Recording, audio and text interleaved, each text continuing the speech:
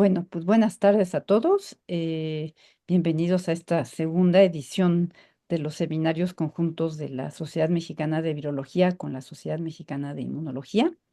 Somos dos sociedades que pues pensamos que tenemos que trabajar más juntos y por eso hemos tomado la iniciativa de hacer estos seminarios conjuntos.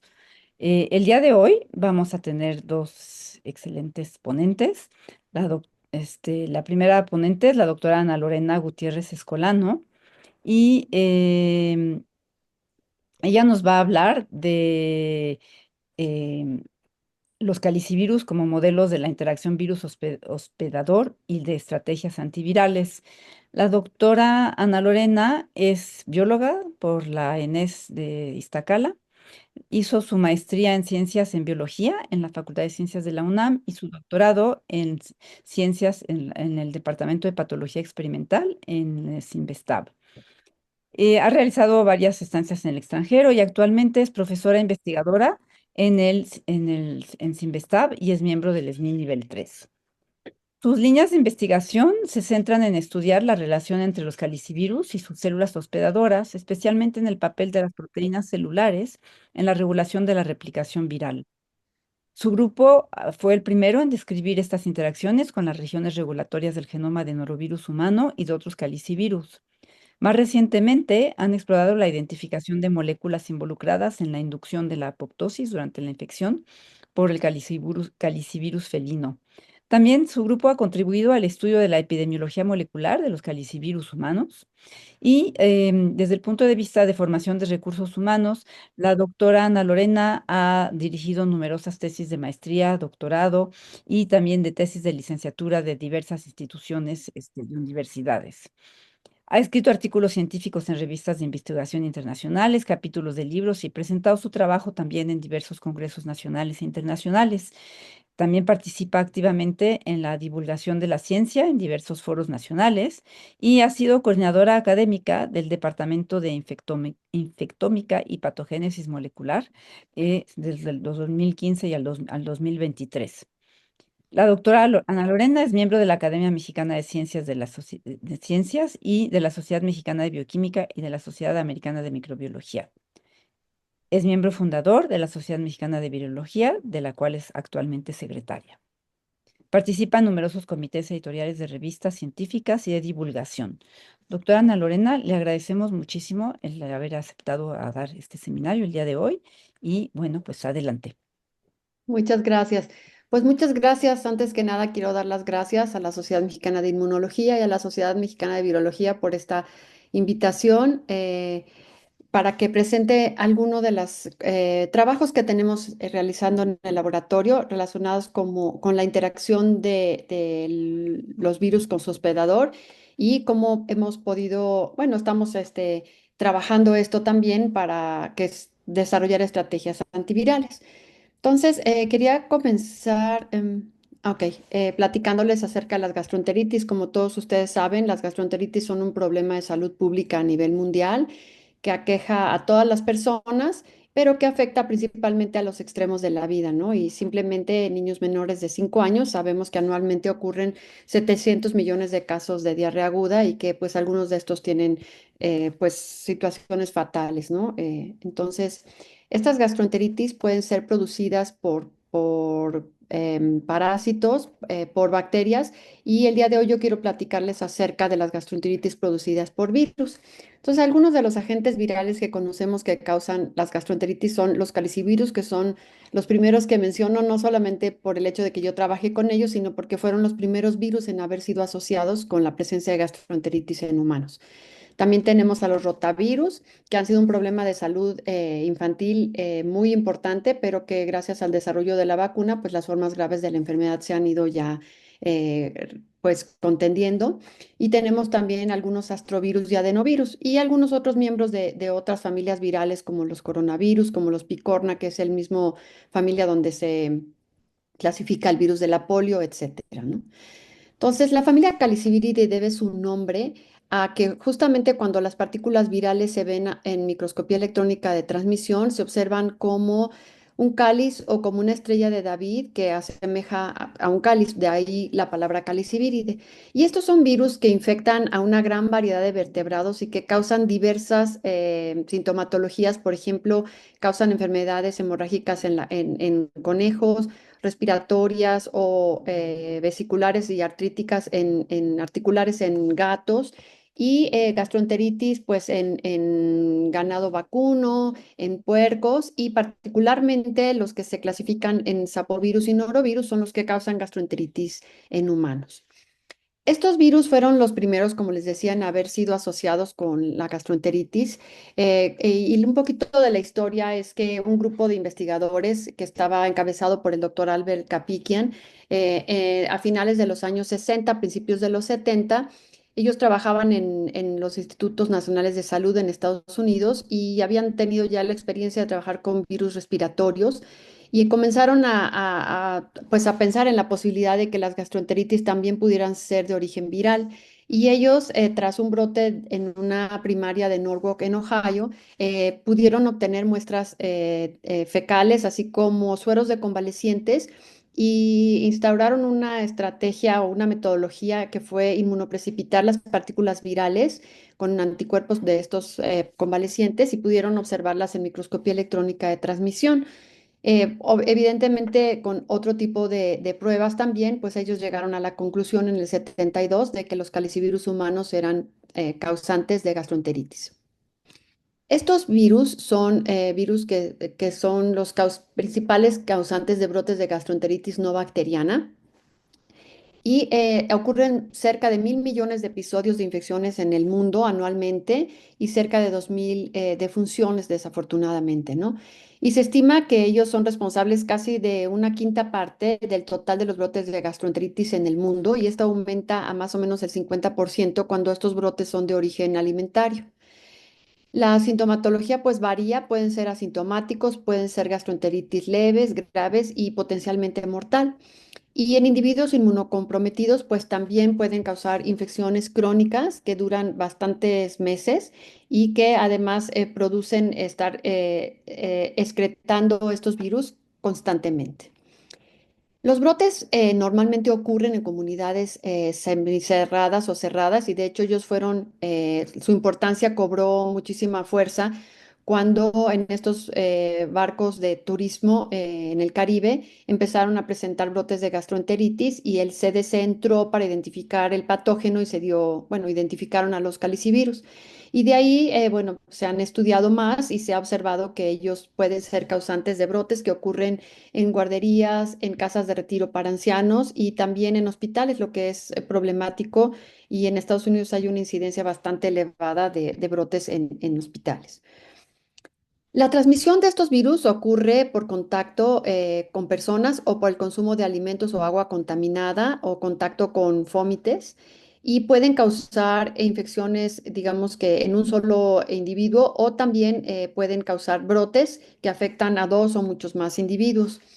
Y se sabe que el número de partículas virales que se requiere para causar una infección es bastante bajo. Se ha estimado que entre 5 hasta 20 partículas virales pueden producir una infección que trae como resultado la excreción de 1 por 10 a la 9 hasta 1 por 10 a la 11 partículas sobre gramo de heces. Entonces, como ven, son virus que se replican muy exitosamente.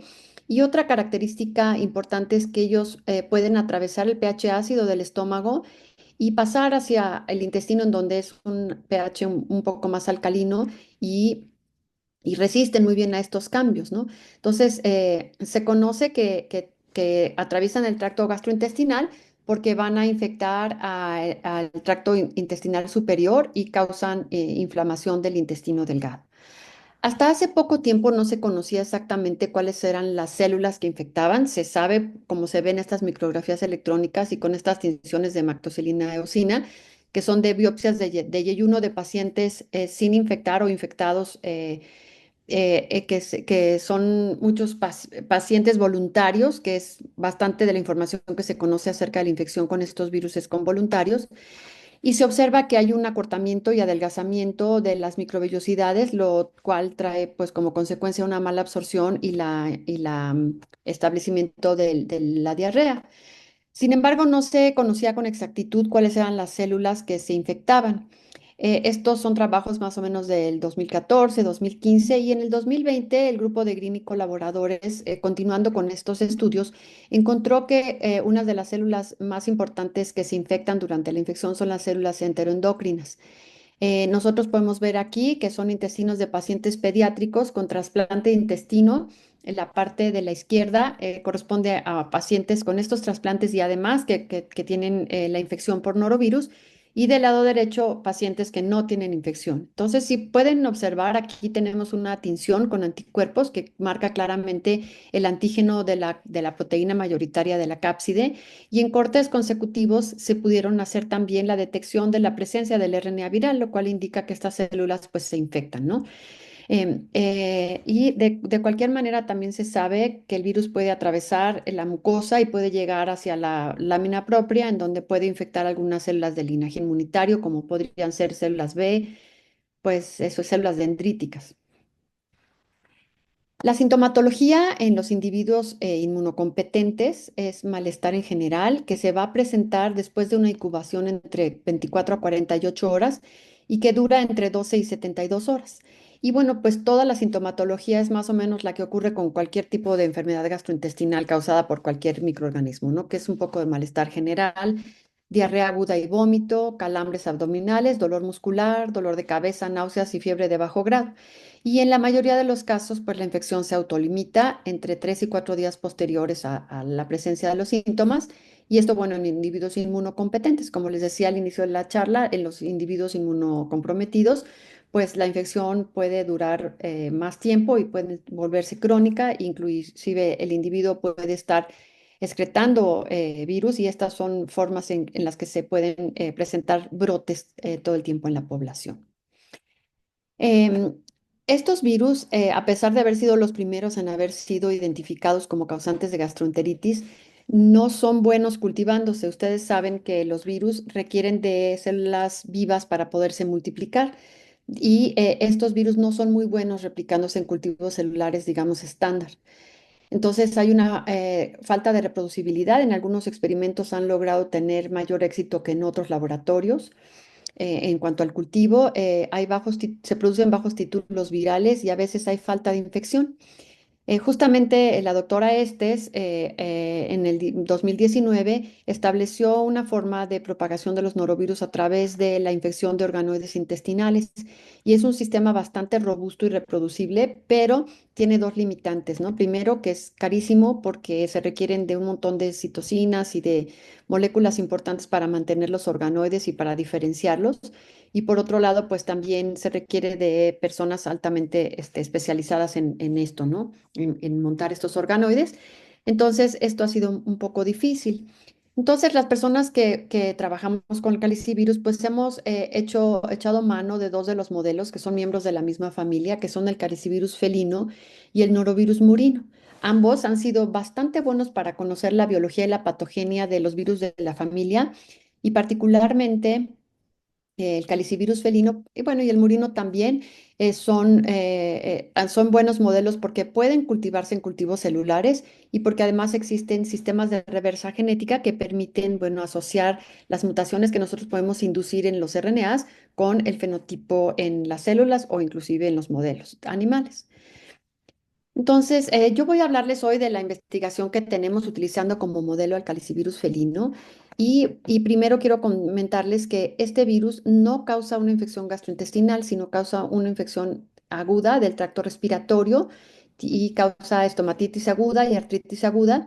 Sin embargo, podemos utilizarlo como un modelo de estudio para los de humano porque tienen una estructura o una organización genómica semejante a la de los que infectan a humanos. Hablando justamente de las características del virión y de su genoma, pues estos virus son virus de icosaédricos, bueno, son esféricos con simetría icosaédrica y que son de los más pequeños que existen en la naturaleza, entre 27 y 40 nanómetros de diámetro. Tienen una replicación meramente citoplásmica, aunque dependen de algunas proteínas nucleares, y su genoma es un RNA de cadena sencilla y polaridad positiva, lo que significa que estos RNAs, una vez que están presentes en el citoplasma, pueden comenzar la síntesis de sus proteínas. Este RNA genómico va a estar constituido por tres marcos de lectura abiertos o UORFs, que están flanqueados por dos regiones no traducidas, la 5' que es muy cortita y la 3' que es más o menos estándar, como entre 60 y 70 nucleótidos. Y estas regiones, como su nombre lo dice, no van a producir proteína, pero son regiones muy importantes que tienen que ver con la regulación de la replicación viral, sobre todo en cuestiones de regulación de la traducción y la de replicación de los genomas.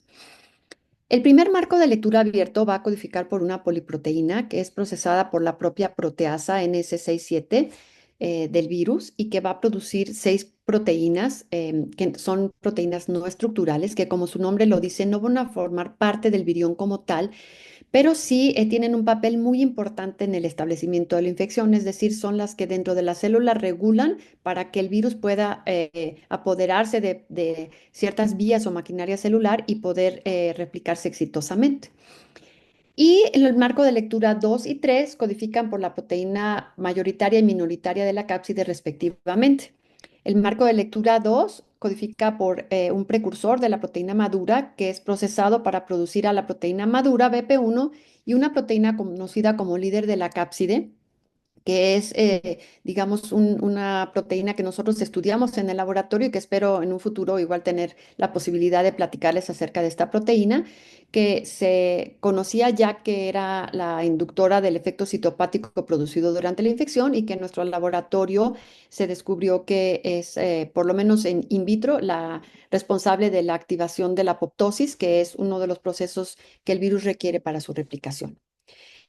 Entonces, en relación al ciclo bueno, y bueno, tanto la proteína BP1 como BP2 son proteínas que se conocen como proteínas tardías porque se van a producir, como vamos a ver en la siguiente diapositiva, durante las etapas tardías de la infección y estas son producidas a través de un RNA subgenómico. Es decir, a pesar de que están codificadas en el RNA genómico, estas se producen a través de un RNA subgenómico de forma tardía durante la replicación.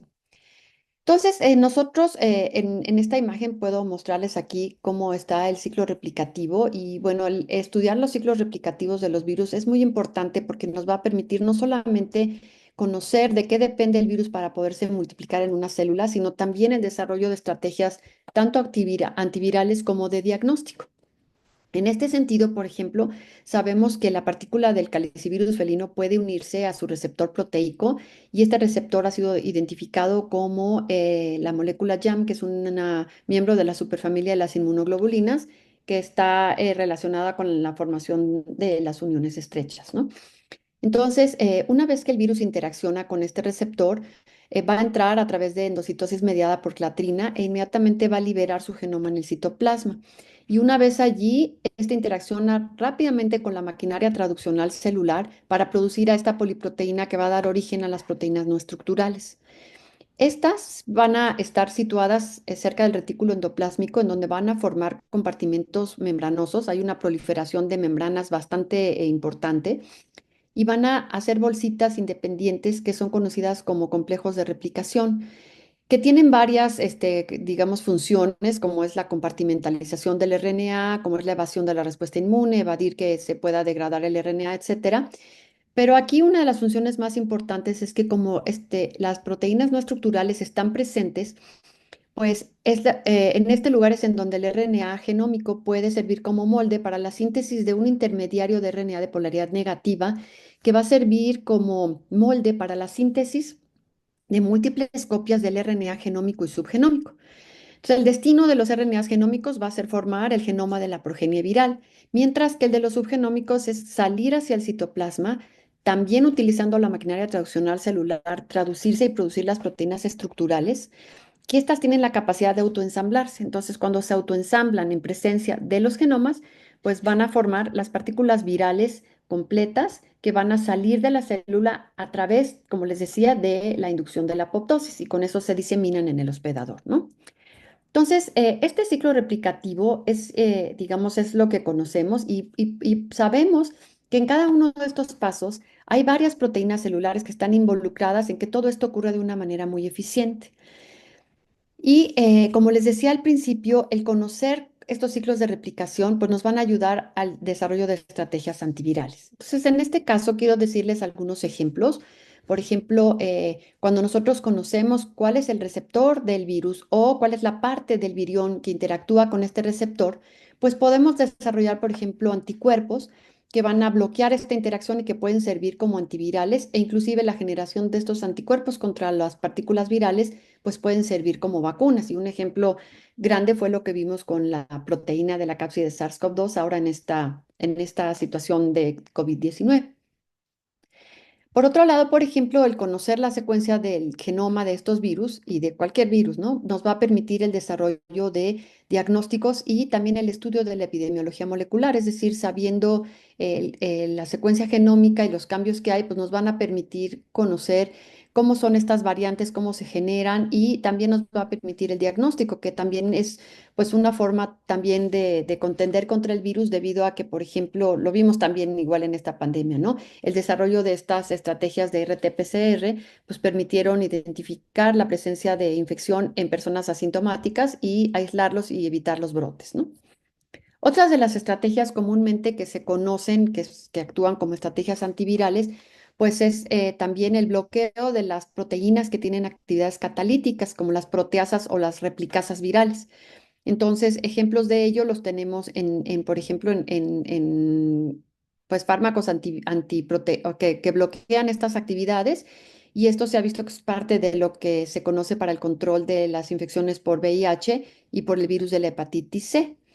Y recientemente, aunque esto lo hemos tenido en la mira desde hace muchos años, las proteínas celulares también son blancos terapéuticos, sobre todo en aquellos virus que tienen ciclos de replicación corta. ¿Por qué? Porque son proteínas que evidentemente van a servirle a la célula, digamos que abusando de la idea de que estas proteínas celulares normalmente en la célula pueden tener funciones o sea, redundantes, podemos a veces contender contra estas proteínas una vez que identificamos que son importantes para la replicación de un virus en particular. Y el hacer estrategias contra estas proteínas, si son a corto plazo, pues nos pueden ayudar a contender contra la infección. Y esto es un poco lo que nosotros estudiamos en el laboratorio. Entonces, ya entrando en, digamos, en lo que hacemos en el laboratorio, pues nosotros estudiamos proteínas celulares que participan en la replicación del calicivirus. Y esto lo hacemos, digamos que basándonos en diferentes razonamientos, ¿no? El primero de ellos es, pensamos que las proteínas que se unen específicamente a los genomas y a estas regiones no traducidas, que les decía que son regiones regulatorias, pues eso puede hacer pensar que esas proteínas son importantes para la replicación del virus.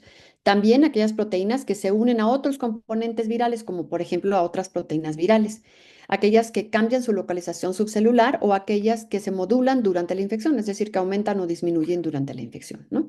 Y bueno, al lado derecho tengo varias fotografías de muchos de los estudiantes pues, que han participado en la identificación de estas proteínas y que ya se han graduado como doctores o que están ahora realizando sus tesis de maestría o doctorado en el laboratorio y a quienes les debo y les doy todo mi agradecimiento porque gracias a ellos estas investigaciones han caminado bien, ¿no?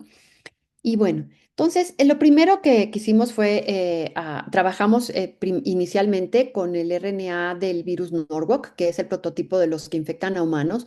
¿Por qué? Pues porque podíamos tener estrategias de biología molecular para entender un poco estas interacciones. Y el conocer las proteínas que se unen a las regiones no traducidas de estos genomas, lo hicimos a través de ensayos conocidos como entrecruzamiento o retardamiento. Estos ensayos básicamente consisten en sintetizar in vitro al RNA de estas regiones no traducidos en presencia de nucleótidos radiactivos. Esto hace que podamos marcar y seguir el RNA. Y este se puso a interaccionar o se pone a interaccionar con extractos proteicos, bien de células infectadas o no infectadas, etcétera, y se favorece la formación de complejos ribonucleoproteicos que después podemos identificar por autorradiografía en geles de acrilamida. Entonces, en estos primeros geles yo les muestro cómo el RNA libre va a tener una migración electroforética muy rápida, pero cuando se asocia con los complejos, empezamos a observar que estos complejos o este marcaje va a tener una migración electroforética menor, lo que nos está hablando de que se están formando complejos. Estos son ejemplos, por ejemplo, de los ensayos de retardamiento. Y bueno, estos se pueden hacer con extractos proteicos o se pueden hacer también con proteínas recombinantes y esto nos permite la identificación de las proteínas que están formando estos complejos. Otra estrategia es cortar los complejos y hacer la identificación por masas, ¿no? Y los ensayos de entrecruzamiento son más o menos lo mismo, pero se induce una luz ultravioleta que induce los enlaces covalentes entre las proteínas y el RNA. Y esta es otra forma que tenemos para identificar estas proteínas. Entonces, con estas estrategias identificamos varias proteínas que estaban unidas en el RNA, particularmente a las regiones no traducidas 5' del virus Norwalk.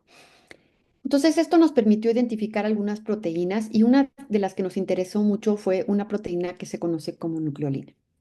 Nucleolina es una proteína, es una fosfoproteína que tiene múltiples funciones y está implicada en la proliferación celular y en la biogénesis del ribosoma, entre otras. Esta proteína está formada por tres dominios, un amino terminal, un amino central y un dominio carboxilo terminal. Y es una proteína que ha sido muy utilizada para conocer el transporte nucleocitoplásmico de las proteínas porque tiene cuatro regiones de localización nuclear importantes. Esta proteína está también implicada en otros eventos como la adhesión celular y la migración y sabemos que está presente casi en todas las compartimentos celulares, ¿no?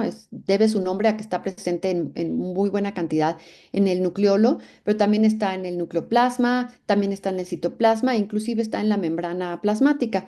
De tal manera, y se sabe que también está implicada en la regulación de la traducción. De hecho, se ha descrito que puede funcionar en la replicación de varios virus e inclusive puede servir la de la superficie como receptor para algunas infecciones virales, ¿no? Entonces, cuando nosotros trabajamos con el RNA del virus Norwalk, como les decía, pues podíamos hacer algunos ensayos in vitro, pero nosotros quisimos comenzar ya a determinar si podíamos estudiar todas estas interacciones y cuál era el papel y en qué estaban involucradas ya de una manera más fisiológica. De tal manera que nosotros hicimos, digamos, un cambio hacia el calicivirus felino debido a esta ventaja que tenemos que podemos cultivarlo en el laboratorio. Entonces, lo primero que hizo Betty en el laboratorio de la doctora Kim Green en Estados Unidos, en colaboración también con Carlos Sandoval y con el doctor Sosnovstedt, fue el sintetizar estas regiones no traducidas del calicivirus felino y identificar si había proteínas que fueran semejantes a las que se unían en los RNAs de los de humano. Y encontramos aquí por estos ensayos de superretardamiento que evidentemente muchas proteínas se estaban uniendo e identificamos que una de ellas era la nucleolina, tanto el extremo 5' como el 3'. Entonces, lo siguiente fue de tratar de determinar si esta interacción ocurría también con el RNA de las células infectadas, es decir, durante la infección. Y para esto desarrollamos un ensayo de inmunoprecipitación y amplificación por reversotranscripción y reacción en cadena de la polimerasa. Este consistía en infectar a los cultivos celulares con el calicivirus felino y hacer la obtención de extractos totales proteicos y después inmunoprecipitar a la nucleolina con anticuerpos específicos contra nucleolina. En teoría, si nucleolina estaba asociada al RNA viral, deberíamos de inmunoprecipitar a la nucleolina con los RNAs virales. Y entonces lo que se hace una extracción de ácidos nucleicos de estos inmunoprecipitados y después se hizo un RT-PCR para identificar si el RNA viral estaba asociado en estos complejos inmunoprecipitados con anticuerpos antinucleolina. Entonces, en los extractos totales infectados tenemos que hicimos directamente el PCR y obtenemos allí que hay RNA genómico viral y que lo pudimos amplificar. Como controles positivos y negativos, pues utilizamos extractos que se precipitaron con la anticuerpos anti la proteasa polimerasa, porque sabemos que esta es la polimerasa que está unida al RNA. Entonces, este era nuestro control positivo y como podemos ver, aquí tenemos la amplificación del RNA viral. Y como control negativo, pues era una inmunoglobulina no relacionada que evidentemente no iba a inmunoprecipitar nada y por lo tanto iba a haber una reversotranscripción negativa. Cuando hicimos la inmunoprecipitación con nucleolina, obtenemos un resultado semejante al control positivo, es decir, en estos complejos encontramos que pudimos amplificar el RNA del calicivirus felino, lo cual nos estaba hablando que no solamente in vitro, sino que durante la infección la nucleolina estaba unida al genoma viral. Posteriormente, entonces, ¿qué fue lo que nosotros propusimos? Pues dijimos, bueno, una de las estrategias es tratar de depletar a la nucleolina de las células y observar si esto afecta a la replicación del virus.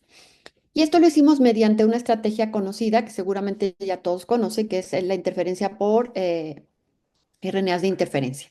Entonces, esta técnica rápidamente consiste en RNAs de cerca de 21 nucleótidos que aparean al 100% con el RNA mensajero contra nucleolina y que utilizando una maquinaria propia de la célula se induce la degradación de nucleolina de tal manera que las células tratadas con estos interferentes contra nucleolina deberían de tener una reducción significativa de la proteína nucleolina. En el caso de usar RNAs no relacionados como controles, pues estos no van a hibridar contra ningún mensajero, incluyendo al de nucleolina, y esto va a traer como consecuencia que en estas células la expresión de nucleolina sea adecuada. Entonces, lo primero que hicimos fue transfectar estas células con ambos siRNAs por separado y vimos que, por ejemplo, cuando usamos el siRNA no relacionado, obtenemos una cantidad que podemos detectar por Western blot de nucleolina y que al compararla con con las células que fueron tratadas con el siRNA contra nucleolina, pues observamos que hay una caída significativa, ¿no? No les voy a enseñar en este momento los números de la estadística para que sea un poco más dinámico. En algunos casos sí lo voy a presentar, en otros no, pero bueno, esta diferencia fue estadísticamente significativa. Y con esta reducción, entonces, lo que nosotros quisimos ahora fue hacer una curva de infección con células tratadas con el siRNA no relacionado y con el siRNA con la nucleolina para determinar si esto afectaba la replicación. Entonces, hicimos una cinética de infección en donde tuvimos el tiempo 0, 2, 4 y 6 horas postinfección con el calicivirus felino y observamos que la progresión de la infección en células que están tratadas con siRNA no relacionado, pues es la que se observa normalmente con células infectadas, que era el que pudimos observar que a partir de las 2 horas empieza a haber una disrupción de la monocapa. Fíjense cómo a las 0 horas la monocapa está bastante íntegra. Aquí comienza a haber una disrupción y un redondeamiento de las células, que es justamente este efecto citopático típico de la infección. Perdonen, no sé por qué me está brincando esto, pero bueno, voy a tratar de mantenerla aquí quieta. Y a las 4 horas postinfección estamos viendo ya una clara disrupción que es todavía mayor a las 6 horas con un típico redondeamiento de las células, que es lo que ocurre normalmente en las células infectadas. Pero cuando nosotros tratamos a las células previamente con un siRNA de nucleolina para reducir la presencia de nucleolina, observamos que hay un retraso en el establecimiento del efecto citopático. Fíjense cómo a las 4 horas empieza a haber pues un fenotipo que está como entre las 2 y las 4 horas de las células infectadas y a las 6 horas, ¿no? Tenemos más o menos este retraso. Entonces, este retraso lo que nos estaba indicando o sugiriendo es que probablemente la replicación viral, cuando no hay nucleolina, no se estaba llevando a cabo de manera adecuada. Y entonces nosotros hicimos dos experimentos. Separamos el sobrenadante de estas células, porque en el sobrenadante deberían estar las partículas virales producidas. Y también separamos a las células para hacer extractos proteicos. Entonces, en estos sobrenadantes lo que hicimos fue medir la cantidad de partículas virales que estaban presentes. Y como ustedes pueden observar, encontramos que a las 6 horas postinfección tenemos cerca de un título de 10 a la 9 partículas virales por mililitro. Y esto se ve claramente reducida en 2 órdenes de magnitud cuando obtenemos a los virus obtenidos de las células que fueron tratados con el siRNA contra nucleolina, lo cual nos estaba diciendo entonces que había una diferencia de 2 logaritmos en relación a la cantidad de partículas virales producidas cuando tenemos una reducción de nucleolina. Entonces, cuando nos fuimos a utilizar los extractos proteicos de estas células para determinar si la producción de proteínas virales o en qué nivel de la replicación viral estaba afectado, quisimos primero determinar los niveles de proteína porque es parte de los primeros, digamos, eventos que ocurren durante la infección. Entonces, fíjense, aquí tenemos los controles que son células no infectadas e infectadas. Tenemos que la nucleolina más o menos está pareja. En las células infectadas tenemos las proteínas virales NS6, 7 y NS3 y aquí tenemos nuestro control de carga, que es la proteína anexina A1. Cuando nosotros tratamos a nuestras células con el siRNA no relacionado, pues vemos que el fenotipo es más o menos parecido. La nucleolina se ve presente y la traducción o la presencia de proteínas virales es más o menos equivalente al de las células infectadas. Pero cuando tratamos a nuestras células con el siRNA contra nucleolina, vemos que hay una disminución significativa de la nucleolina que coincide con una reducción también en la proteína NS6-7 y en la proteína NS3. Entonces, esto nos estaba sugiriendo, aunque no era, digamos, concluyente, que era probable que lo que estaba sucediendo es que la nucleolina estaba participando en la traducción. Esto lo digo así porque en los virus de RNA, en donde la traducción depende de la replicación del RNA y viceversa, pues esto es sugerente porque no sabemos si realmente lo que está afectado es la replicación del RNA y esto afecta a la síntesis proteica.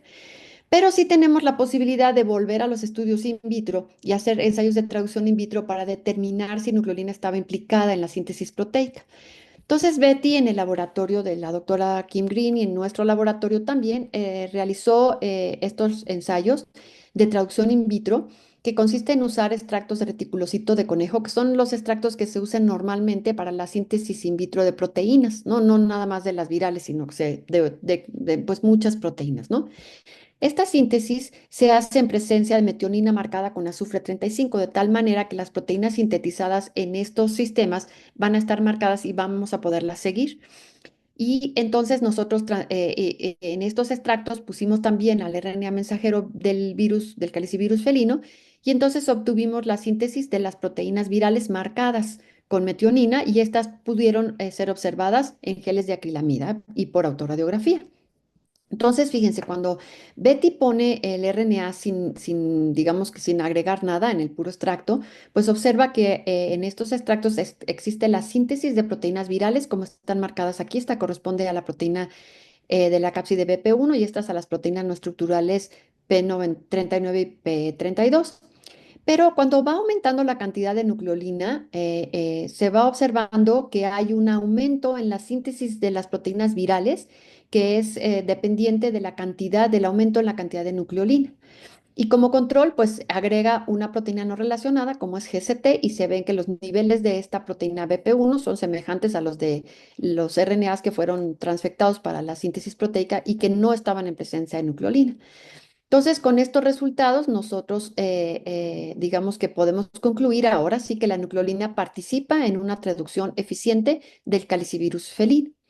Entonces, digamos que a manera de resumen, el uso de esta estrategia de interferencia permite reducir la expresión de proteínas celulares que nosotros pensamos o tenemos indicios de que son clave para la replicación viral, como en este caso la nucleolina, y entonces disminuyen significativamente la capacidad del virus para multiplicarse. Y por otro lado, pues esta estrategia ofrece un enfoque específico y dirigido para controlar infecciones, sobre todo, como les decía, infecciones por virus que tienen ciclos replicativos cortos, porque podemos contender contra una proteína que es importante para la replicación y esto hace que se pueda interferir con factores proteicos del huésped que son esenciales para el ciclo viral. En este sentido, nosotros patentamos estos siRNAs contra la nucleolina y aunque es una patente que todavía no está en explotación, lo que nosotros queremos es utilizar esta estrategia para determinar si en modelos animales podemos contender contra la infección. En esta última parte de la charla quiero platicarles acerca de otra proteína celular que está implicada en la replicación, que es la proteína de heat shock 90 o HCP90.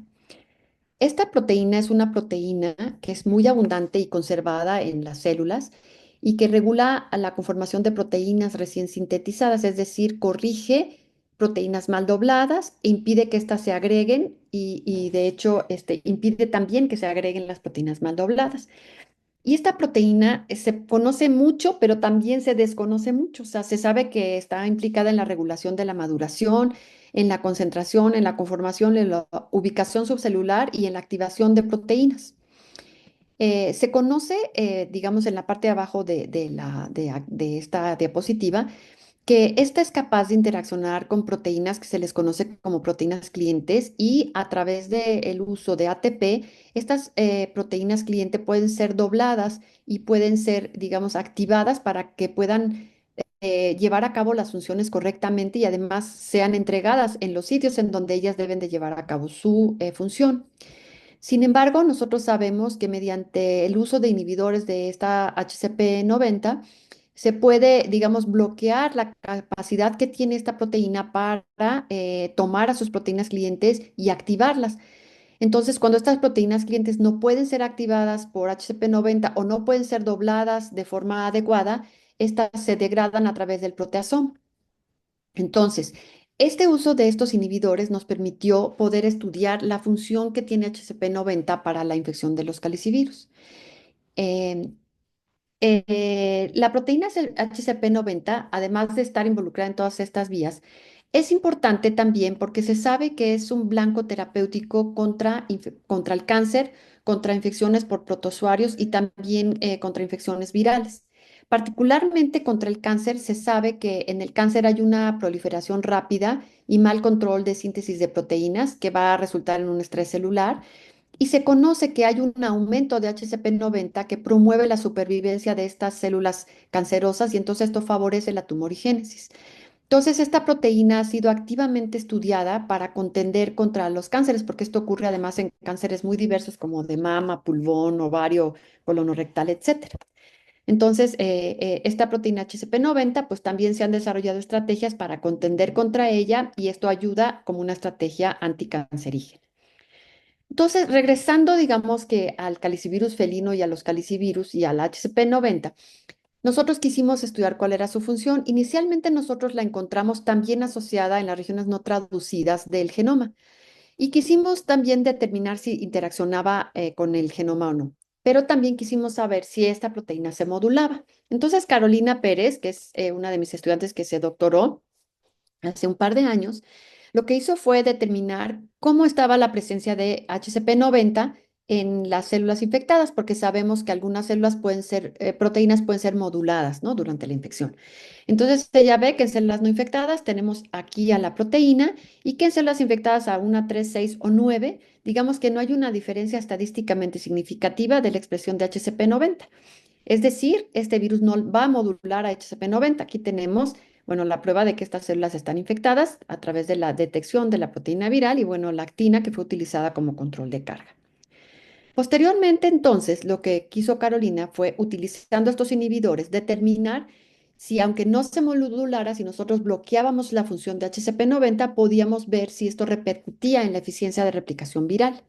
Entonces, inicialmente lo que hizo fue, pues lo que hacemos todos cuando usamos inhibidores, checar que la viabilidad de las células en presencia de este inhibidor, que es conocido como geldanamicina, y ella observa que de concentraciones de 0,2 hasta 0,9 micromolar de geldanamicina no afectan la viabilidad celular.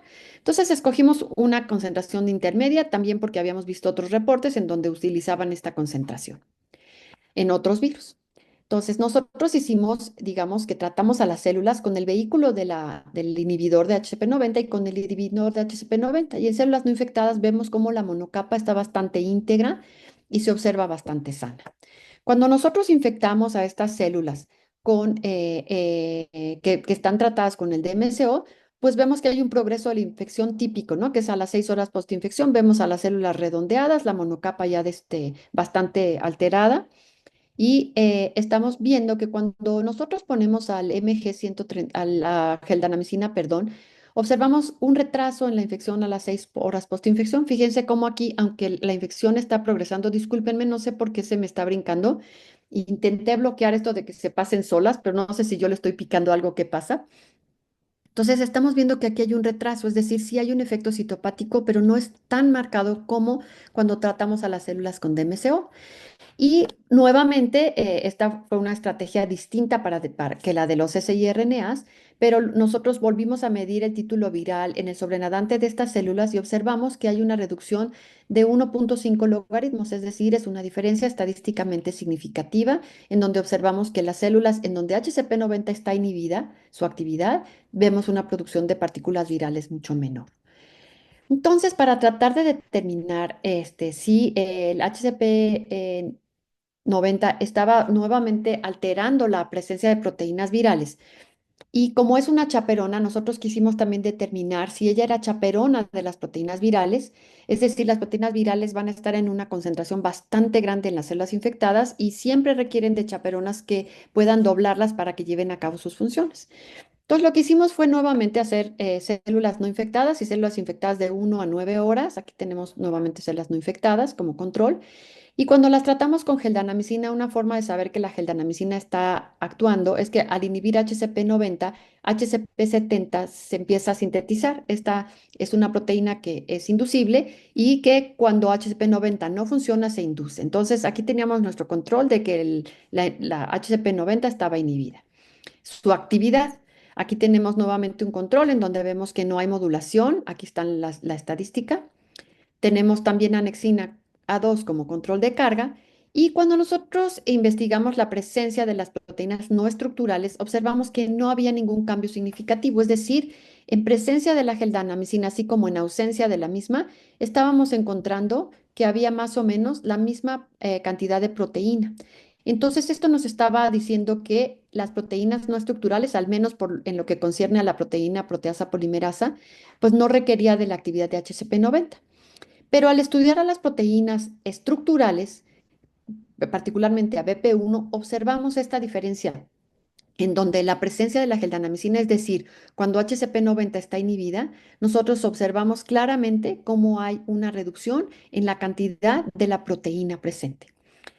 Por otros estudios que no les voy a mostrar ahora, nosotros descartamos la posibilidad de que esto fuera a nivel traduccional, porque como les decía al inicio, BP1 se sintetiza junto con una proteína que es la proteína LC y esta proteína LC no se veía afectada. Entonces, esto nos hizo pensar que la proteína BP1 podría ser un cliente de HCP90, dado que cuando HCP90 está inactiva, existe una degradación. Entonces, lo siguiente que hicimos fue determinar si HCP90 interaccionaba con la proteína BP1. Y esto vimos primero por ensayos de colocalización y observamos que la proteína HCP90 en las células se está expresando, digamos que de manera citoplásmica y un poco de forma nuclear. No tenemos a la proteína viral y tenemos aquí el empalme de las imágenes, ¿no? Pero a las 6 horas postinfección vemos claramente el efecto citopático, que es el redondeamiento de las células. Vemos que la proteína sigue manteniéndose en el citoplasma. Vemos que hay expresión de BP1 y cuando se sobrelapan estas imágenes se ve un claro viraje hacia amarillo, lo cual está indicando que hay una colocalización. Esta colocalización también fue medida por el coeficiente de Pearson. Omití ponerlo aquí y realmente no recuerdo cuál fue el coeficiente, pero tenemos el coeficiente de Pearson también. Entonces, esto estaba sugiriendo que ambas proteínas estaban interaccionando. Entonces, otro de los experimentos que hicimos para corroborar esta interacción fue los ensayos de ligación por proximidad o PLA. Estos ensayos son ensayos muy bonitos que consisten en que cuando nosotros sospechamos que dos proteínas están interaccionando, se van a poner anticuerpos contra cada una de estas proteínas, en este caso serían HCP90 y BP1, y se ponen anticuerpos secundarios que van a reconocer al anticuerpo primario, de tal manera que los primarios deben de ser hechos en especies distintas. Estos anticuerpos secundarios están unidos a una sonda que tiene una sonda de polaridad positiva y una negativa que al poder hibridar va a formar la interacción entre ambas ondas. Y después, por hibridación con oligos conectores, ajá, y después se hace una ligación para formar ADN circulares que se van a amplificar y que posteriormente van a ser detectados con sondas que tienen un fluoróforo y que van a permitir dar una señal en aquellas proteínas que están suficientemente cercanas como para poder decir que están interaccionando. Cuando estas proteínas no interaccionan, pues estas sondas que están acopladas en los anticuerpos secundarios, pues van a estar bastante alejadas y esto va a impedir que haya esta, digamos, detección por fluorescente, ¿no?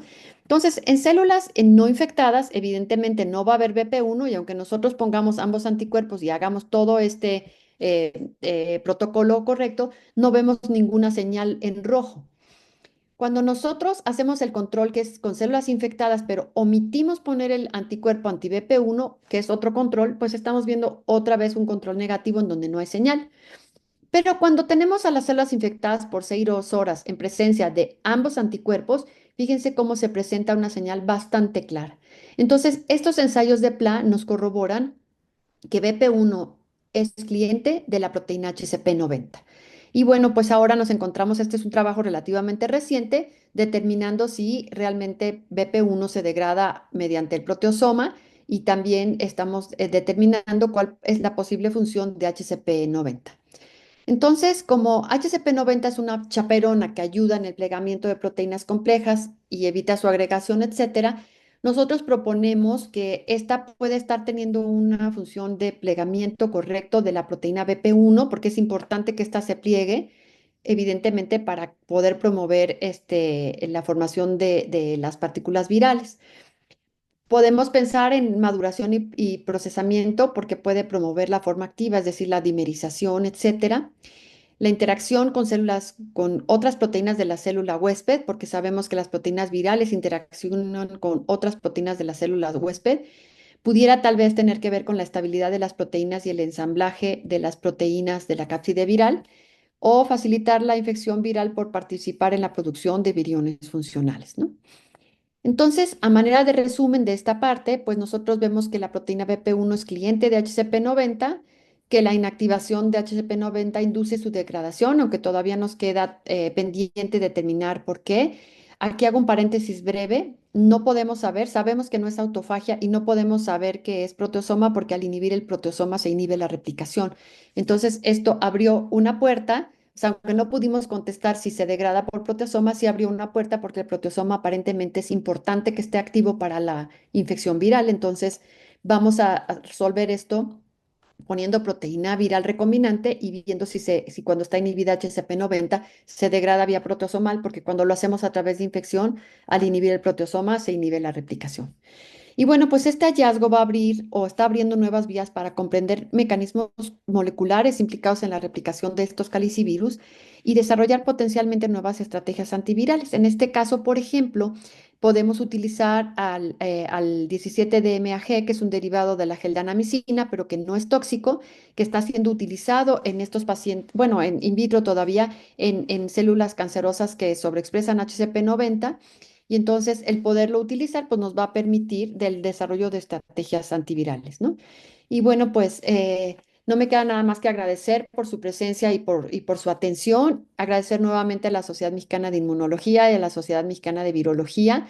Prometo que la próxima vez que me inviten voy a traer algo más relacionado con inmunología. Esta vez pues quise presentarles más bien lo que nosotros hacemos en el laboratorio de virología. Y bueno, pues agradezco mucho al CINVESTAB y al Departamento de Infectómica y al CONACYT, con H, y sin H también, que ha financiado todos estos proyectos. Y bueno, pues a todos mis estudiantes, que definitivamente son una pieza clave para todo esto. Y bueno, pues muchísimas gracias. Pues muchas gracias, está muy interesante. Muchas gracias, Y doctora. pues hay que a ver si hay preguntas.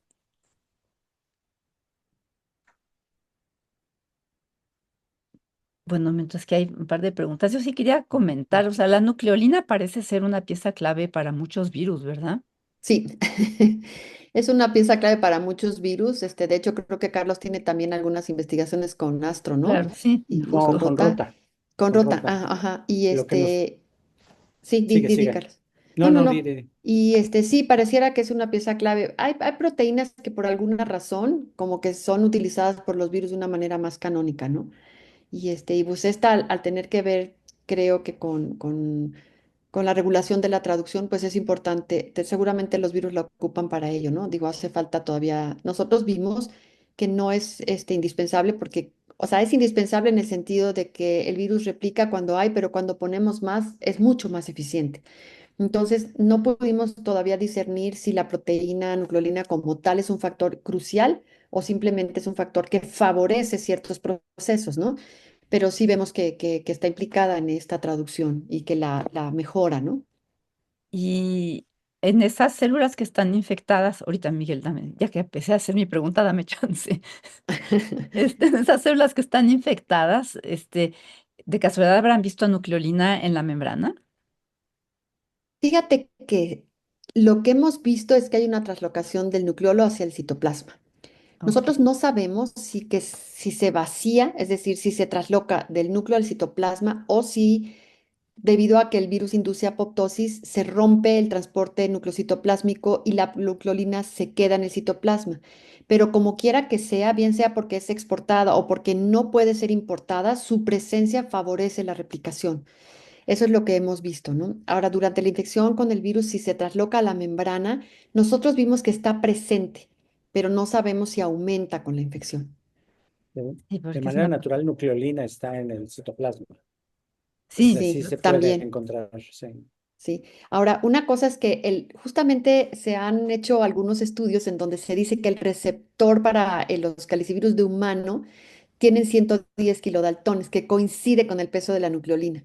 Sin embargo, se hicieron algunos estudios y pareciera que no. Entonces, no sabemos si pudiera estar participando en eventos de entrada viral, pero pareciera que no es el receptor, por lo menos ni para el felino ni para el de humano. ok. Miguel, Muchas gracias. Gracias, Ivonne. Miguel García. Y muchas gracias, por la charla, muy interesante todo el trabajo. Mi pregunta era Gracias, sobre Miguel. la patente y el CIRNA que están trabajando. La idea ahí es que sea una especie de terapia antiviral en gatos o en algún modelo de infección. Y si es Ujú. así, ¿hay algún efecto de silenciar a la neocleolina que pudiera ser tóxico o tener un efecto negativo en Pues este? mira, eso obviamente tendríamos que probarlo. La verdad es que nosotros no estamos trabajando todavía con gatos, estamos apenas intentando trabajar con sueros de gatos por otras historias, ¿no? Pero sí, sería la idea de poner los siRNAs contra nucleolina y lo que nosotros pensamos es como es un virus que tiene una replicación corta, pensaríamos que el efecto que pudiera tener el silenciar a la nucleolina no tendría que ser un efecto muy importante, ¿no?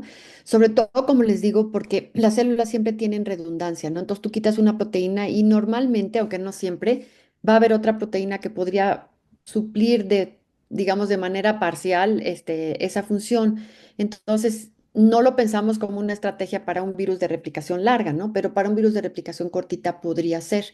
Entonces, la idea, pues, es hacer como la entrega de estos siRNAs y de ver cuál sería el efecto en contender contra la infección de gatos ya infectados, ¿no? Esa sería un poco la idea. Súper bien. Y es un tratamiento, es una manera de tratamiento que se ha utilizado con picornas o con otro tipo de virus medio parecido a estos calicivirus. Mira, yo pienso que sí, pero la verdad no estoy segura. Esta es una chamba que hicimos hace tiempo y no estoy muy segura, pero yo creo que sí, que debe haberse probado ya. Y la idea un poco también es que la entrega de los siRNA sea hacia células específicas, ¿no? O sea, tener marcadores en los liposomas o en el material que decidamos que sea de entrega para que vaya específicamente a ciertas células. Yo me imagino que desde el punto de vista experimental sí se debe ya haber probado. Desconozco realmente si se ha probado en modelos animales. Gracias. No, al contrario, gracias a ti. Pero es una muy buena pregunta, la voy a investigar. Tenemos una pregunta en el chat de Ajá. parte de Marianel Fuentes Valencia. Está muy relacionada a la pregunta previa, que nos cuentes un poquito sobre la patente. Creo que ya está respondida, ¿no? Ujú.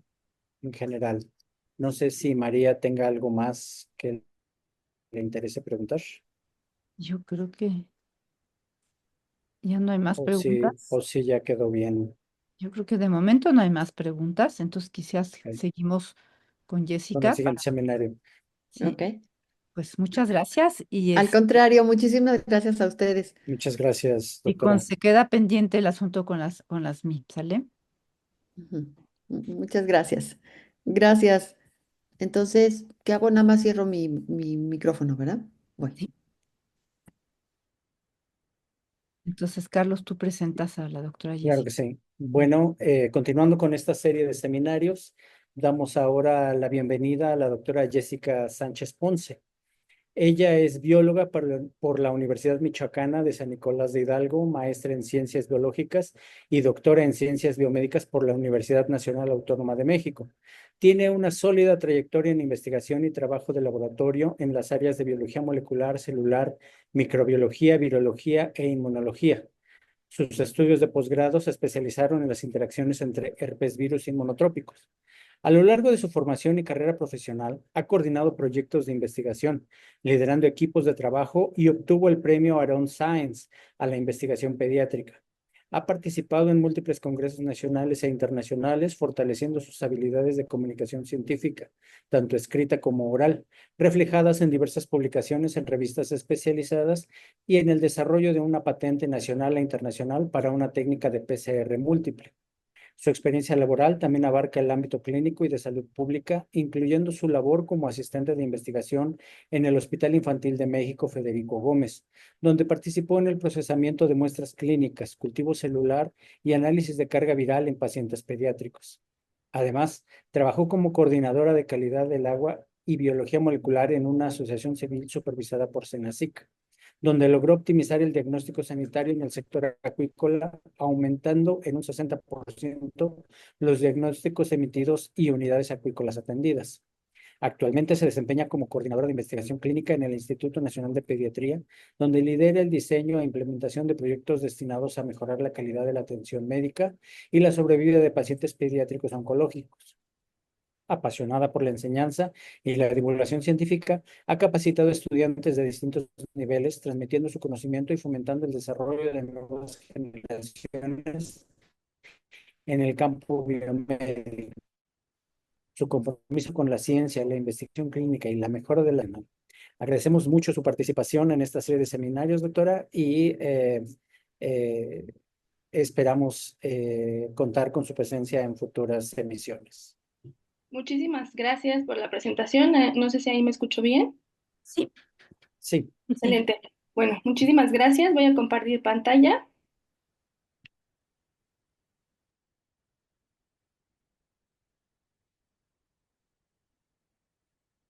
Ya se ve bien.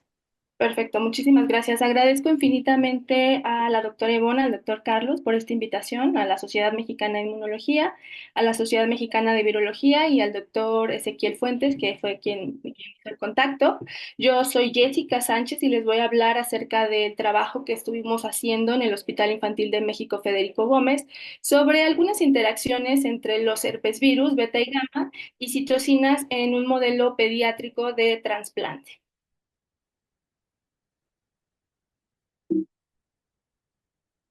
Este trabajo derivó en una patente nacional e internacional, pero declaró que no hay conflicto de intereses, no influye en los datos obtenidos ni en su interpretación.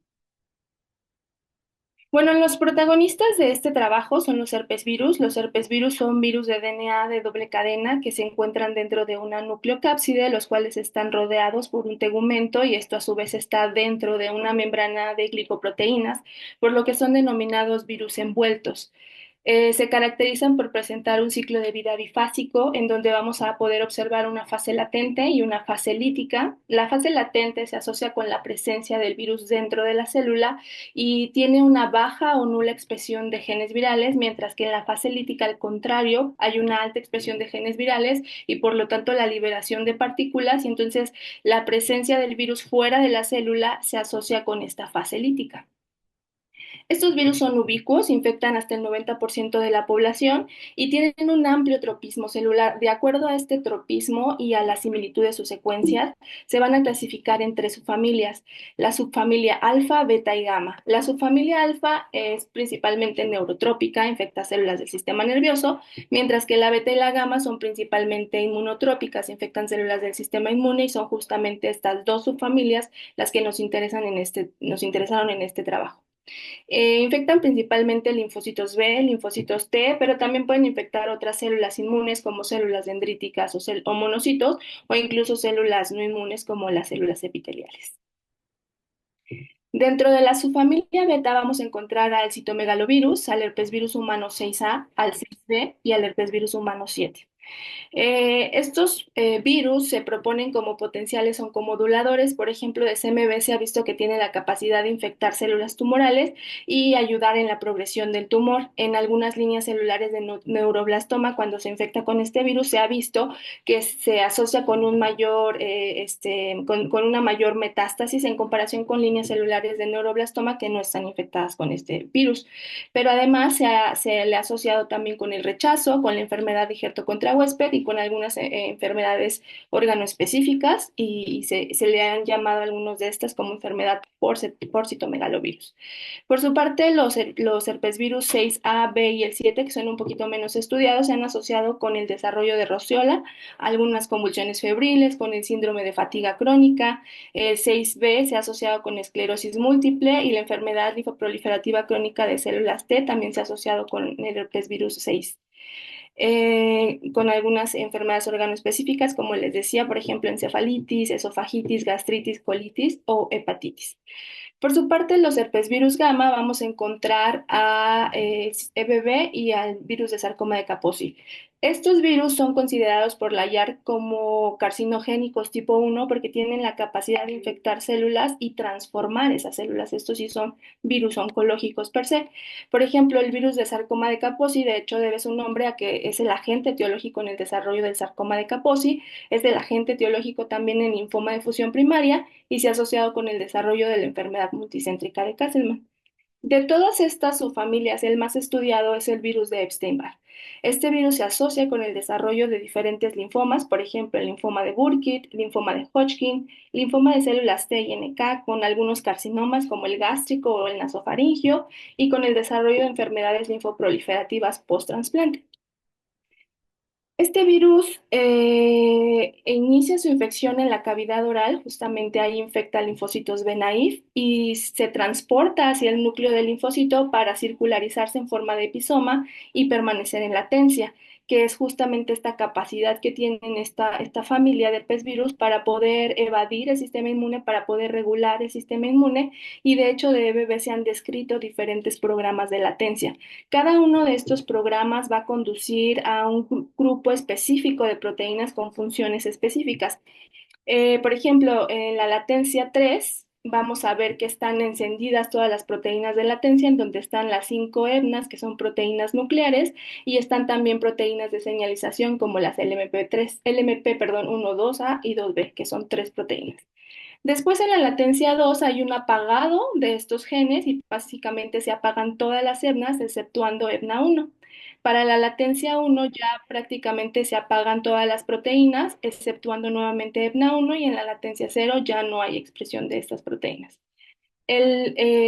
Generalmente la infección de este virus va a ir progresando en estas fases de latencia, de una latencia 3 a una latencia 2 a una latencia 1 y finalmente a la latencia 0.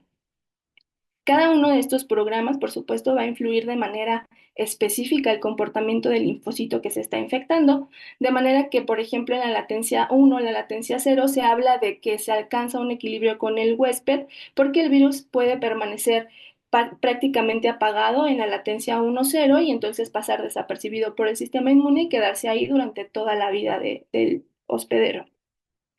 Sin embargo, hay algunas situaciones en donde este equilibrio puede romperse y el virus puede cambiar de una latencia a otra o incluso entrar en una fase lítica en un proceso que se conoce como reactivación. Esta fase lítica también es como por etapas progresivas, dependiendo de los genes que se estén expresando, y vamos a poder ver que hay expresión primero de genes inmediatamente tempranos, después genes tempranos y finalmente genes tardíos.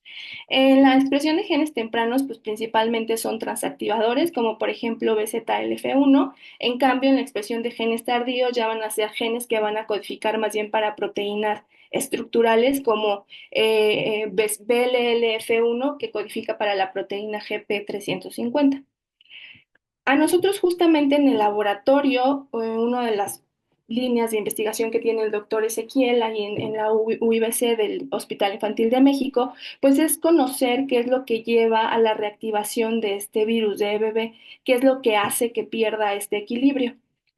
Y nosotros en este proyecto apostamos por otros virus como desencadenantes de esta pérdida de equilibrio. ¿Cuáles otros virus? Pues los beta-herpes virus justamente. Entonces nosotros proponemos que estos virus son capaces de tener cierta comunicación, que pueden interaccionar, y esta idea la basamos en principio en esta compatibilidad o este compartimiento de características biológicas. Les decía que son virus que infectan principalmente células inmunes, entonces estas células diana que son capaces de compartir, primero abre la posibilidad a que pueda existir un encuentro entre estos herpes virus. Después, el hecho de que sean capaces de infectar desde la infancia y que puedan mantenerse en latencia, pues aumenta esta probabilidad de que exista este encuentro en algún evento en donde células infectadas por estos herpes virus vayan a tener una convergencia en algún evento inflamatorio. Entonces, esta es como la hipótesis el fundamento de por qué creemos que interaccionan en principio. Sin embargo, Esto seguiría siendo poco probable porque, bueno, en individuos inmunocompetentes, pues en realidad estos virus mantienen un reservorio bajo, dado que el sistema inmune los mantiene a raya. Pero nosotros proponemos que esta posible interacción es posible en un contexto de inmunosupresión, en donde ya no hay un control completo del sistema inmune sobre estos herpes virus.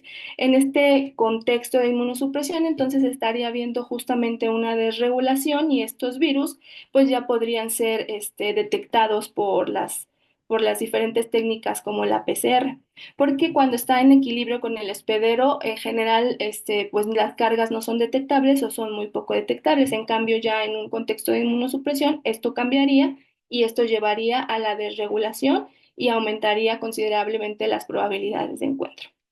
Siguiendo con esta misma línea de características compartidas entre estos herpesvirus, también nos llevó a proponer el cómo es que creemos que podrían estar interaccionando y una de las propuestas fue que podrían interaccionar a través de mediadores solubles como las citocinas.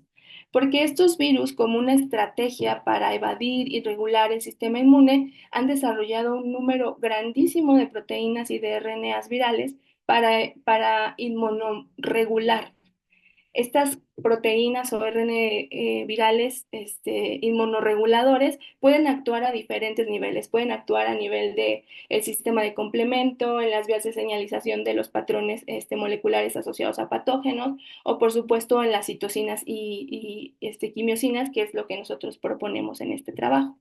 Por ejemplo, el virus de Epstein-Barr y el citomegalovirus, ambos tienen estos genes que es BCRF1 e UL11A, respectivamente, que tienen la capacidad de codificar para una proteína que es homóloga funcional de IL-10. De esta manera pueden regular la respuesta inflamatoria. Entonces, el hecho de que uno pueda segregar esta virosina, así se les llama a las citocinas de los virus, pues nos hace pensar que es posible que en un evento de coexistencia entre estos dos virus, pues la secreción de una de las virosinas pueda tener efecto en otro de los virus. Y así como este ejemplo de IL-10, hay un montón de otros homólogos o reguladores de estas citocinas. Por ejemplo, de IL-6, de IL-12, de IL-8, de MCP1, de MIP1 beta, ya sea que tengan sus propios homólogos o que tengan sus reguladores a estas proteínas. Entonces, ya que individualmente estos herpesvirus dependen de esta capacidad inmunorreguladora, pues es posible considerar que el efecto que va a tener uno de inmunorregular el sistema inmune puede afectar a otro en estos eventos de codetección. Y nosotros decimos, entonces interaccionan a través de mediadores solubles, pero lo hacen en un contexto de inmunosupresión. ¿Cuál es ese contexto de inmunosupresión? Bueno, nosotros elegimos el trasplante como modelo biológico porque es un modelo en donde se lleva a cabo una inmunosupresión farmacológica y esto permite entonces que se pueda estudiar de alguna manera la posible interacción entre estos herpesvirus. El trasplante es uno de los avances médicos más importantes de los últimos siglos y sigue representando la única alternativa terapéutica para aquellos que presentan falla terminal de un órgano. El éxito de un trasplante va a depender mucho de las terapias de inmunosupresión. Por un lado, hay que evitar que el sistema inmune reaccione contra el injerto que se está trasplantando, pero por el otro, también hay que evitar que la inmunosupresión no sea demasiada como para que se permita la proliferación o la primoinfección de estos herpes virus que se asocian con morbilidad y mortalidad en estos pacientes, porque por sí solos pueden llevar a la enfermedad por citomegalovirus o al rechazo incluso, o también al desarrollo de algunas neoplasias como la enfermedad linfoproliferativa post-trasplante, que justamente con el rechazo pues son como los dos eventos peores a los que se puede enfrentar un paciente trasplantado. Haciendo una búsqueda justamente de cómo es que si estos virus se detectan en pacientes trasplantados, pues nos dimos a la tarea en ese trabajo de realizar una revisión. Encontramos 23 estudios de trasplante de órgano sólido, en donde encontramos que había codetecciones entre estos herpesvirus. Se incluyeron alrededor de 1,296 pacientes en estos 23 estudios que estuvimos realizando y que publicamos en una revisión. Y de estos 23 estudios, 17 estudios con codetección hicieron una asociación entre la presencia de más de uno de estos herpesvirus con un peor desenlace clínico. ¿Cuáles desenlaces clínicos fueron los más observados? Pues la enfermedad por citomegalovirus fue una de ellas, el riesgo de rechazo del injerto o el desarrollo de la enfermedad linfoproliferativa post-trasplante. Principalmente se encontró la asociación entre EBV y CMV, que incrementó el riesgo de rechazo de la enfermedad linfoproliferativa post-trasplante. Sin embargo, esto está sesgado porque estos en general son virus que se monitorean en pacientes trasplantados y que entonces había muchos más estudios que detectaban solamente estos dos herpes virus y no se detecta de manera rutinaria ni HHV6 ni HHV7. Pero incluso en los pocos estudios en donde sí se detectan, sí se observó que existía una interacción entre, bueno, que existía una asociación entre la copresencia de estos virus con desenlaces clínicos desfavorables, como por ejemplo la enfermedad por citomegalovirus o algunas enfermedades organoespecíficas como encefalitis, esofagitis, gastritis, colitis y hepatitis. Entonces, bueno, eh, el éxito clínico de los trasplantes es sumamente delicado porque hay que buscar un equilibrio entre evitar que exista un rechazo, pero al mismo tiempo una inmunosupresión que no permita que se reactiven estos virus o que infecten de primera vez, porque pues ya les mencioné todas las asociaciones negativas y también ya les mencioné que hay codetecciones entre estos herpes virus que se asocian con peores desenlaces clínicos. Entonces, aunque existe evidencia de que están presentes, en realidad no se sabe muy bien si es que de verdad interaccionan y cómo es que podrían hacerlo. Y también se ha estudiado y se sabe el papel de EBV y de CMV en el trasplante, pero en realidad de HHV6 y de HHV7 pues no se ha estudiado demasiado. Entonces, este trabajo se justifica un poco en esta necesidad de entender mejor las interacciones entre estos herpes virus y cuál es la respuesta inmunitaria utilizando como modelo de estudio a los receptores pediátricos de trasplante de órgano sólido. Este trabajo tiene como dos componentes, uno que es general, que buscamos justamente entender un poco la interacción, y el otro que es clínico, que es, bueno, si existe esa posible interacción, ¿tiene efecto clínico? ¿Tiene alguna asociación clínica? Entonces, las hipótesis es que eventos de detección y codetección entre los beta y gamma herpes virus van a estar asociados con un mayor riesgo de eventos adversos en la corte de pacientes pediátricos de trasplante de órgano sólido, y que estos eventos van a estar marcados por perfiles de citocinas específicos que pudieran ser responsables, uno, de mediar las interacciones sinérgicas entre estos herpes virus y dos, de contribuir a eventos patogénicos en pacientes posttransplantados. Entonces, para primero poder responder si es que existen detecciones y codetecciones en estos pacientes, lo primero que tuvimos que hacer pues, fue desarrollar una técnica de PCR múltiple. Aquí les muestro algunos de los análisis que hicimos. Hicimos análisis de sensibilidad, de especificidad, de precisión, de reproducibilidad. Y aquí, por ejemplo, les muestro cómo la especificidad de mostrar solamente un pico de amplificación específico para cada uno de los herpes virus, así como sus fragmentos de amplificación también específicos. Y en este ensayo de reactividad cruzada es nada más uno de los ejemplos de la amplificación aquí específicamente de HHV7 y cómo no se amplifica absolutamente nada entre los otros herpes virus.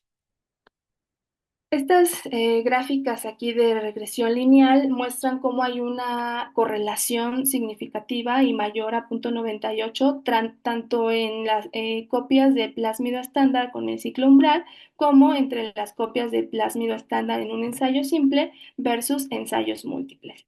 Entonces, y aquí les muestro los diferentes rangos de los coeficientes de variación que hablan de la precisión de la técnica. Todos son menores del 4% y también les muestro las eficiencias que van desde el 93 hasta el 100%. Entonces, en resumen, esta técnica resultó sumamente eficiente con límites de detección desde 18 hasta 25 partículas virales, con una confianza del 98%, altamente específica y con un amplio rango de amplificación que fue desde las 18 o 25 copias hasta el millón de copias. Esto con el porcentaje de confianza del 98 porque puede detectar desde menos hasta más copias, pero el porcentaje de confianza va disminuyendo.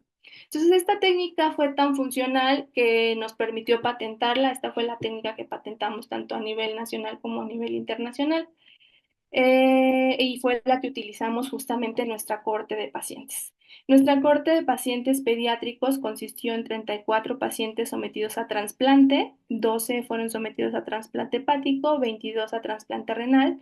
Estos pacientes se siguieron durante un año y se les tomaban muestras consecutivas. Los primeros 3 meses se les tomaban muestras cada 15 días y a partir del cuarto mes se les tomaban muestras de sangre periférica cada mes.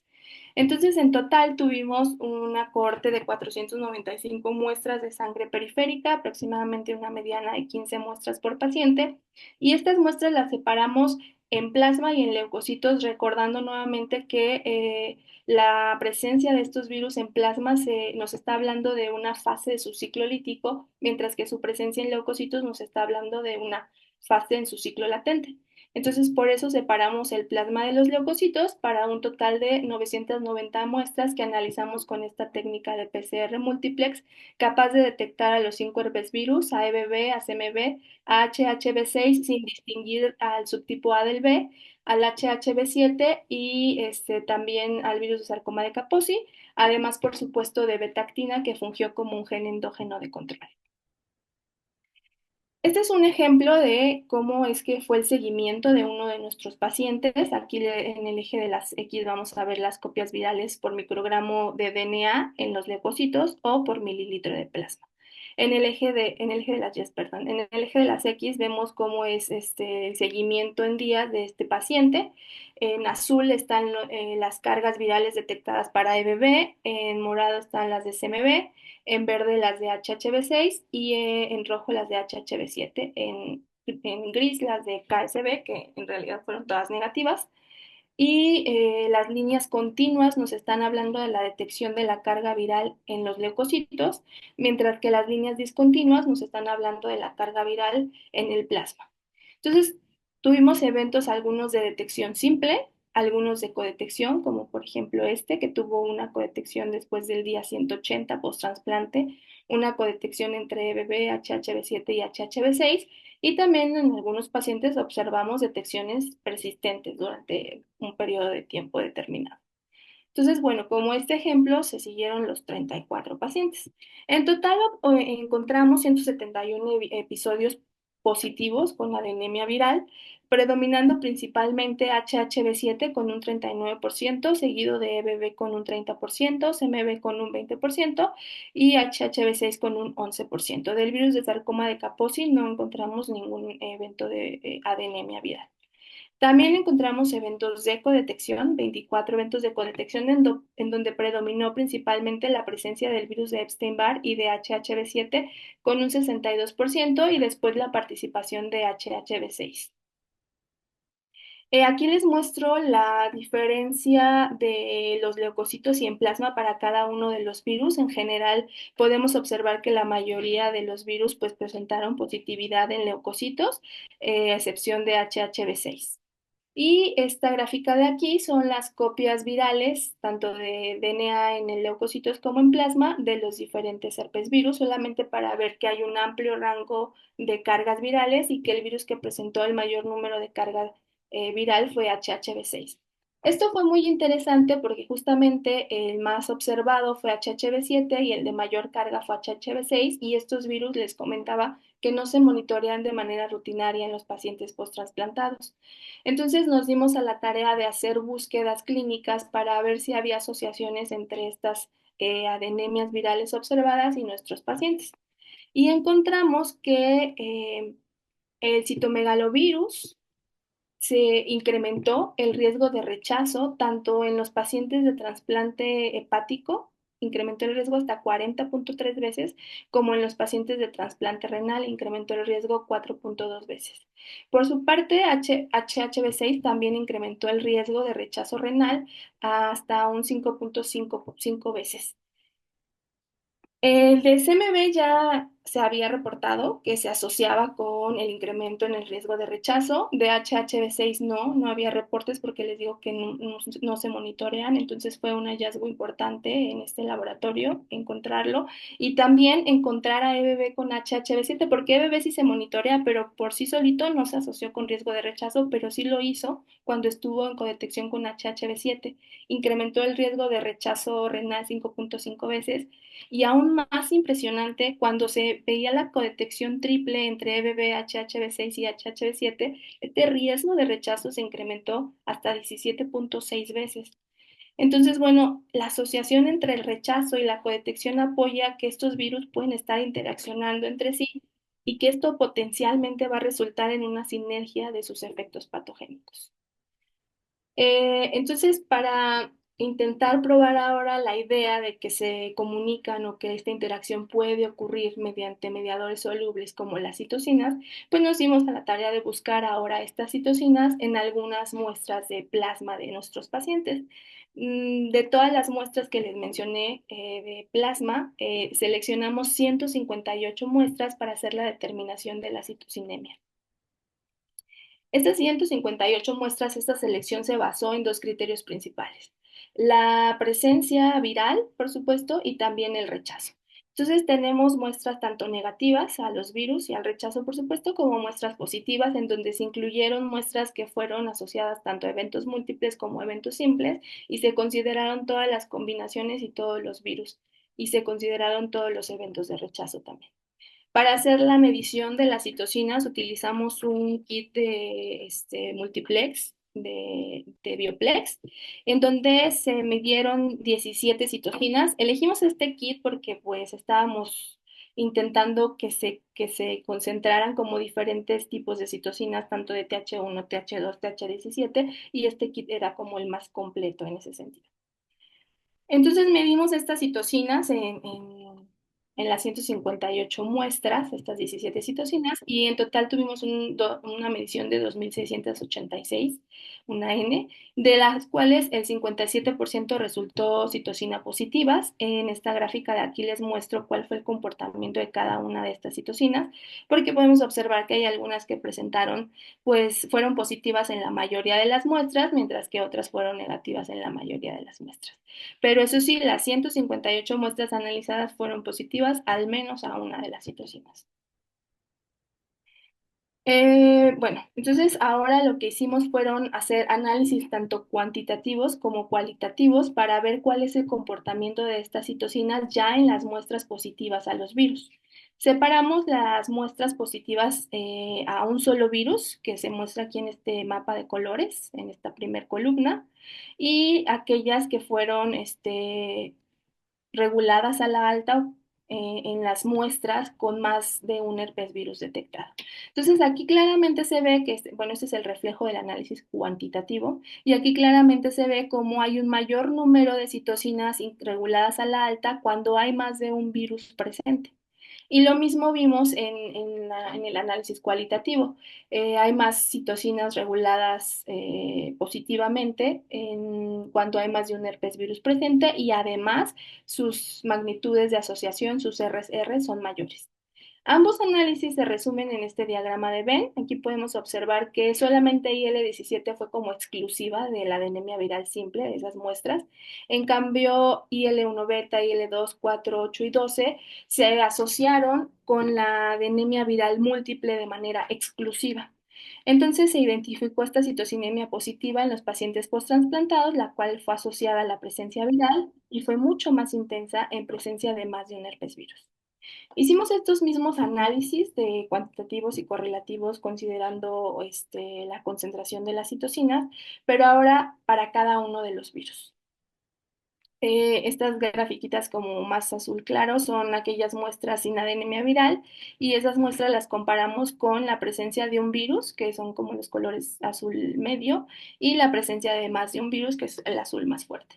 Entonces, identificamos dos patrones muy marcados, tanto en los análisis cuantitativos como los cualitativos, que es que CMV y HHV6, que son beta herpes virus, se asociaron bueno, se asociaron con una regulación a la alta de las citocinas independientemente de si era una detección de adenemia viral simple o si era múltiple. Y aquí lo vemos, mediante NF-alfa está en ambos, IL-2 igual, IL-10, IL-4 y lo mismo para HHV6.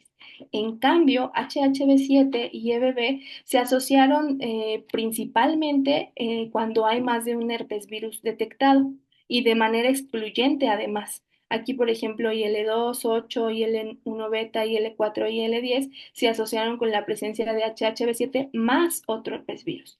Y lo mismo para EBV, quien además se ve que tuvo como el menor número de asociaciones con citocinas reguladas al alta. Sin embargo, esta característica se modificó cuando observamos asociaciones ahora con citocinas reguladas a la baja, lo cual nos llamó mucho la atención, porque la presencia de EBV de manera solita, o sea, solo él, se asocia con una citocinemia a la baja, como IL-6, IL-2, IL-8, 12, 4, MCP1 y TNF-alfa. Esto se vio tanto en los análisis cuantitativos como cualitativos y esta asociación con citocinas reguladas a la baja cambió cuando hay la presencia de otro herpes virus en las muestras múltiples. Y aunque aquí solamente IL-2 es significativa, es porque este heatmap está comparando la presencia de estas citocinas en múltiple versus que no existan. Pero si las comparamos entre adenemia viral simple versus adenemia viral múltiple, sí son significativamente diferentes. Entonces sí está habiendo un cambio de la presencia de EBV regulando las citocinas a la baja versus cuando está en codetección con otro herpes virus. Entonces parece que este virus tiene un efecto modulador que en copresencia de otro herpes virus se pierde. Todos estos análisis de virus específicos se resumen en estos diagramas de Venn, en donde podemos observar que EBV fue el que se asoció con una mayor regulación de citocinas, sin embargo, la mayoría fueron con regulaciones a la baja. Al contrario, tanto CMV como HHV6 se regularon sin importar si era simple o múltiple. Aquí la mayoría están en el centro del diagrama de Venn, mientras que HHV6 se asoció tanto de manera simple como múltiple, pero de manera excluyente. Entonces parece ser que EBV es el único que se asocia con regulación a la baja de citocinas. Hay por ahí alguna que otra en CMV y HHV7, pero en realidad no con el comportamiento de EBV. Además de estos análisis, también de los análisis cuantitativos y cualitativos, también hicimos análisis de correlación entre las cargas virales y la concentración de las diferentes citocinas, separando nuevamente leucocitos de plasma para ver justamente el comportamiento del ciclo de vida del virus. Y observamos varias 34 asociaciones positivas, pero nos llamó la atención que había algunas asociaciones negativas, 7 asociaciones negativas, y todas fueron en EBV, principalmente en la fracción leucocitaria, que son las que se observan aquí en esta matriz de correlación de Spearman. Este comportamiento de leucocitos versus plasma es muy parecido al observado en las regulaciones a la baja cuando el bebé estaba solo versus cuando se codetectaba con otro herpes virus. Entonces, esta capacidad como de modulatoria de bebé se encontró asociada a la fracción de los leucocitos. Entonces, si nosotros recordamos que la presencia de EBV en la fase de leucocitos se asocia con la latencia, mientras que su fase lítica, perdón, mientras que su presencia en plasma se asocia con la fase lítica, entonces esto nos estaría hablando de que es posible que otros herpesvirus puedan reactivar al virus de Epstein-Barr. Hicimos entonces una comparación de diferentes grupos, de cómo se comportaban estas citocinas en presencia de EBV solo, cómo se comportaban en presencia de EBV en leucocitos, cómo se comportaban en presencia de EBV más otro herpes virus y cómo se comportaban en EBV en el plasma. Entonces, fíjense cómo el comportamiento de las citocinas cuando EBV está solo es casi idéntico a cuando está en leucocitos. Y al contrario, cuando EBV está en codetección con otro virus, es casi idéntica a cuando está en plasma. Hicimos análisis de correlación y sí, hay una correlación positiva de 0.93, significativa, entre las citocinas asociadas a la presencia de EBV solo y asociadas a leucocitos. Y también hay una correlación positiva entre la presencia de EBV más otro herpes virus y su presencia en plasma. Entonces, esto nos está hablando de que los beta herpes virus pueden potencialmente provocar la reactivación del virus Epstein-Barr, lo que va a llevar a una pérdida de esta capacidad inmunomoduladora. Hicimos estos mismos análisis, pero ya considerando ahora todos los virus para ver cómo se comportaban, si había como comportamientos similares, y observamos que no, que en realidad tienen comportamientos diferentes. Mientras que EBV se asocia, bueno, hay una asociación positiva entre su presencia simple y leucocitos y entre su presencia en múltiple plasma, para CMV y HHV6 hay una correlación sin importar si está de manera simple, si está detectado de manera múltiple o si están en leucocitos o plasma. Esto es muy interesante porque recordemos que justamente CMV y HHV6 son los virus que por sí solos se asociaron con rechazo, mientras que EBV y HHV7 necesitaron, o bueno, se asociaron a rechazo, pero siempre con la codetección de otro herpes virus. Hicimos un análisis de componentes principales, considerando todos estos grupos, estos 16 grupos, y observamos que el componente principal 1, con un 62%, separó estos dos grupos, que justamente son EBV en leucocitos y EBV simple. Esta separación o agrupación justamente, pues seguramente se debe a la regulación a la baja de las citocinas. Entonces se identificaron distintos perfiles de citocinemia entre los diferentes virus analizados, en donde parece ser que EBV es el único que se asocia con regulación a la baja cuando está solito, y cuando se codetecta con otro virus, pues esta capacidad inmunorreguladora se pierde. Buscando citocinas asociadas a rechazo, pues observamos que IL-10, IL-4 y IL-8 se encontraban incrementadas en aquellas muestras positivas a rechazo versus las que no eran positivas a rechazo. Buscamos estas citocinas en los virus justamente que se asociaron a rechazo, como CBB, HHV6 o la codetección entre EBV y HHV7 y la triple detección, y si las encontramos que IL-4 y IL-10 están asociadas a CMV y a HHV6 y a la triple detección, mientras que IL-8 se asoció a la doble detección, EBB-HHV7 y a HHV6.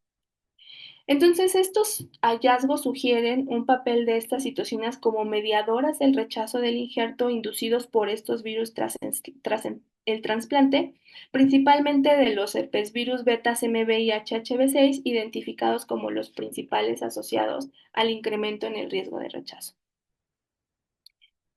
Después hicimos una parte in vitro en donde quisimos ver si los beta herpesvirus o las citocinas podrían reactivar a EBV. Para esto lo que hicimos fue utilizar líneas celulares EBV positivas, utilizamos las B95, las estimulamos con el virus HHV6B y también con citocinas. Y después cuantificamos la carga viral, hicimos expresión transcripcional mediante RT-qPCR y medimos dos genes.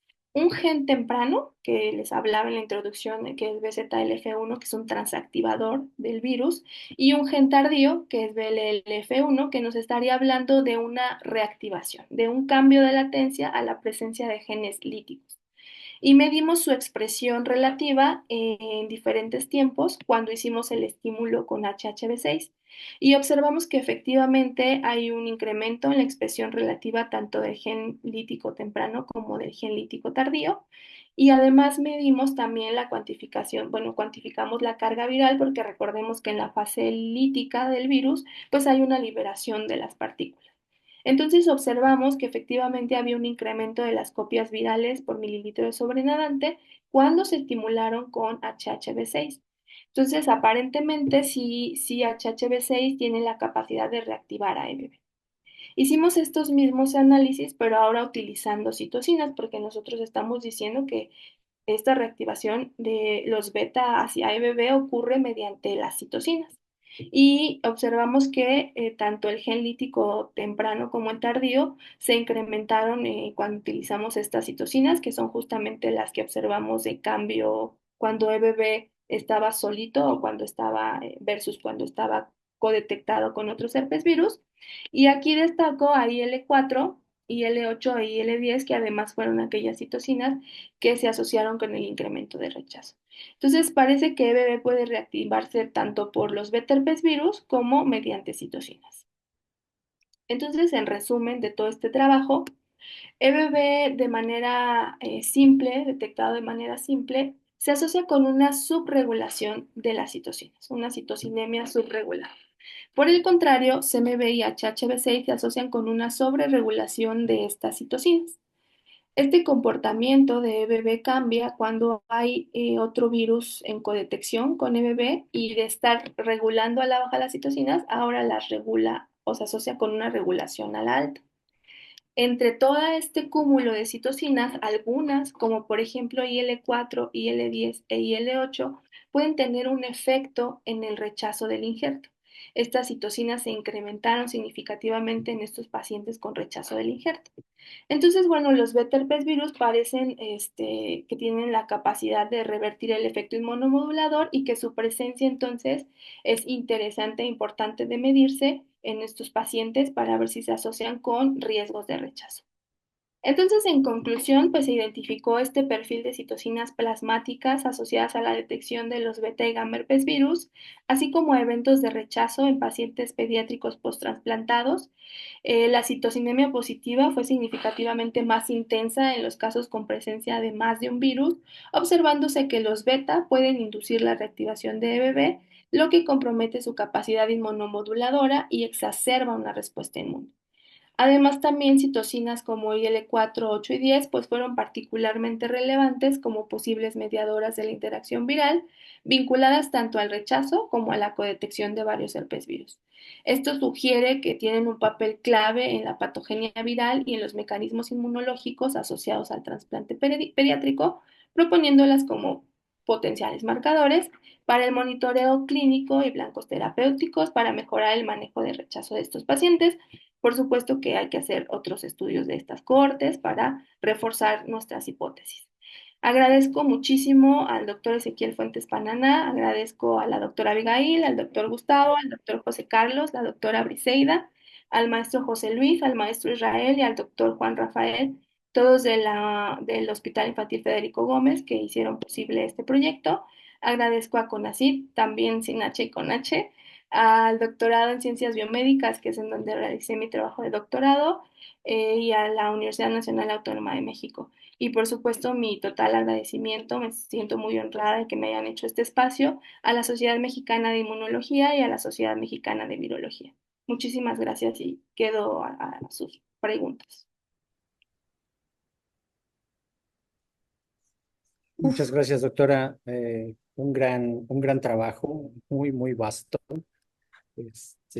Quedamos entonces abiertos a preguntas por parte del público. Reviso el chat. Hola Jessica, a mí me gustaría hacer una pregunta. Por favor. Muy bien, bueno, pues sí, interesantes ahí las interacciones entre estos virus y bueno, inicialmente desde que hiciste la técnica, esa multiplex, creo que sí lleva tiempo poderla tener, pero eso te dio la base para hacer este estudio ya en los pacientes. Sí, pareciera que estas citocinas son las que estarían relacionadas con ese rechazo de trasplante, ¿verdad? La IL-10, que estaría relacionada a T reguladoras, la IL-8, los neutrófilos. Pero encontraron algo en relación a si el trasplante era agudo o crónico, que pudiera dar más información, porque ya no, a lo mejor me perdí, si estas citocinas se generan en un cierto punto de ese seguimiento del rechazo. Sí, todos los rechazos que se encontraron en esta cohorte fueron agudos y en realidad sí, este trabajo es más asociativo porque no podemos dar una direccionalidad justamente, simplemente es como la presencia de estas citocinas, pero no sabemos quién llegó primero, no sabemos si es causa o efecto, pero sí que su presencia pues se asocia con el rechazo particularmente y todos fueron agudos. Bien, muy bien, gracias, Muchas Jessica. gracias, Diana. Ujú. Yo no alcanzo a ver si hay más preguntas, pero a ver si. Yo tengo un par de preguntas. Sí. Adelante, Miguel, Adelante. por favor. Muchas gracias, Jessica. Súper interesante tu trabajo y muy vasto. Sobre esto de citocinas, causa y consecuencia, o sea, tanto de reactivación, o sea, están reactivándose estos herpes virus y luego ves la producción de estas citocinas. eh, Tus ensayos in vitro indican que algunas pueden estar causando la reactivación, pero no sé qué piensas acerca de eso, si hay más que indagar ahí o si están pensando que sí están causando la reactivación solas las citocinas, o es más una cuestión de coinfección en la misma célula. Bueno, sí hay que indagar mucho más porque pues además, o sea, claramente tenemos un pool chiquito de citocinas, ¿no? O sea, es como una pequeña foto de lo que puede estar pasando en este complejo sistema, pero bueno, nos abre como una pequeña apertura de sí pueden ser las citocinas. Puede ser de manera directa o puede ser de manera indirecta, por eso habría que estudiarse un poco más, pero sí tiene algún sentido biológico pensar que estas citocinas pueden reactivar al linfocito, que es el que está cargando al virus de EBV, ¿no? Entonces, en estos procesos inflamatorios, en donde está todas estas cascadas de citocinas, el linfocito, perdón, puede llegar a reactivarse per se el linfocito y entonces eso llevar a la reactivación del virus como tal. Mm. Y justo el rechazo a los órganos, o sea, ahí están viendo varias citocinas clásicas de inmunoregulación, ¿no? Entonces, eso cómo lo empatas con el rechazo al trasplante, uno esperaría quizá que fueran proinflamatorias las que mediarían eso. Sí, sí, de hecho había como un poco debate acerca de por qué estamos viendo TH2 asociadas a rechazo, pero bueno, hay como varias vertientes ahí. Una de ellas es que justamente como no sabemos si son causa o efecto, no sabemos si están ahí como efecto en realidad para intentar regular un poco la inflamación, pero dado que no vemos a las TH1 incrementadas, nos dimos a la tarea justamente de hacer búsquedas, de ver si es que estas citocinas se pueden asociar al rechazo y en realidad se ha visto que hay muchas citocinas TH2 que pese a lo que se pueda pensar, como la ideología más generalizada que se tiene, pues sí se asocian con el rechazo, tanto en el rechazo renal como en el rechazo hepático. O sea, sí tienen asociaciones a daño, aunque no se sabe el mecanismo, pero sí hay otros artículos que las han encontrado como asociadas al incremento en el rechazo.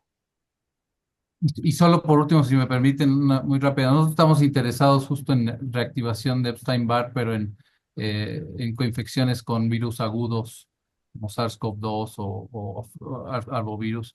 Este, han hecho algún estudio, pues existiría la posibilidad de que estas mismas cascadas de citocinas o coinfecciones en células con virus de RNA causar estas mismas reactivaciones.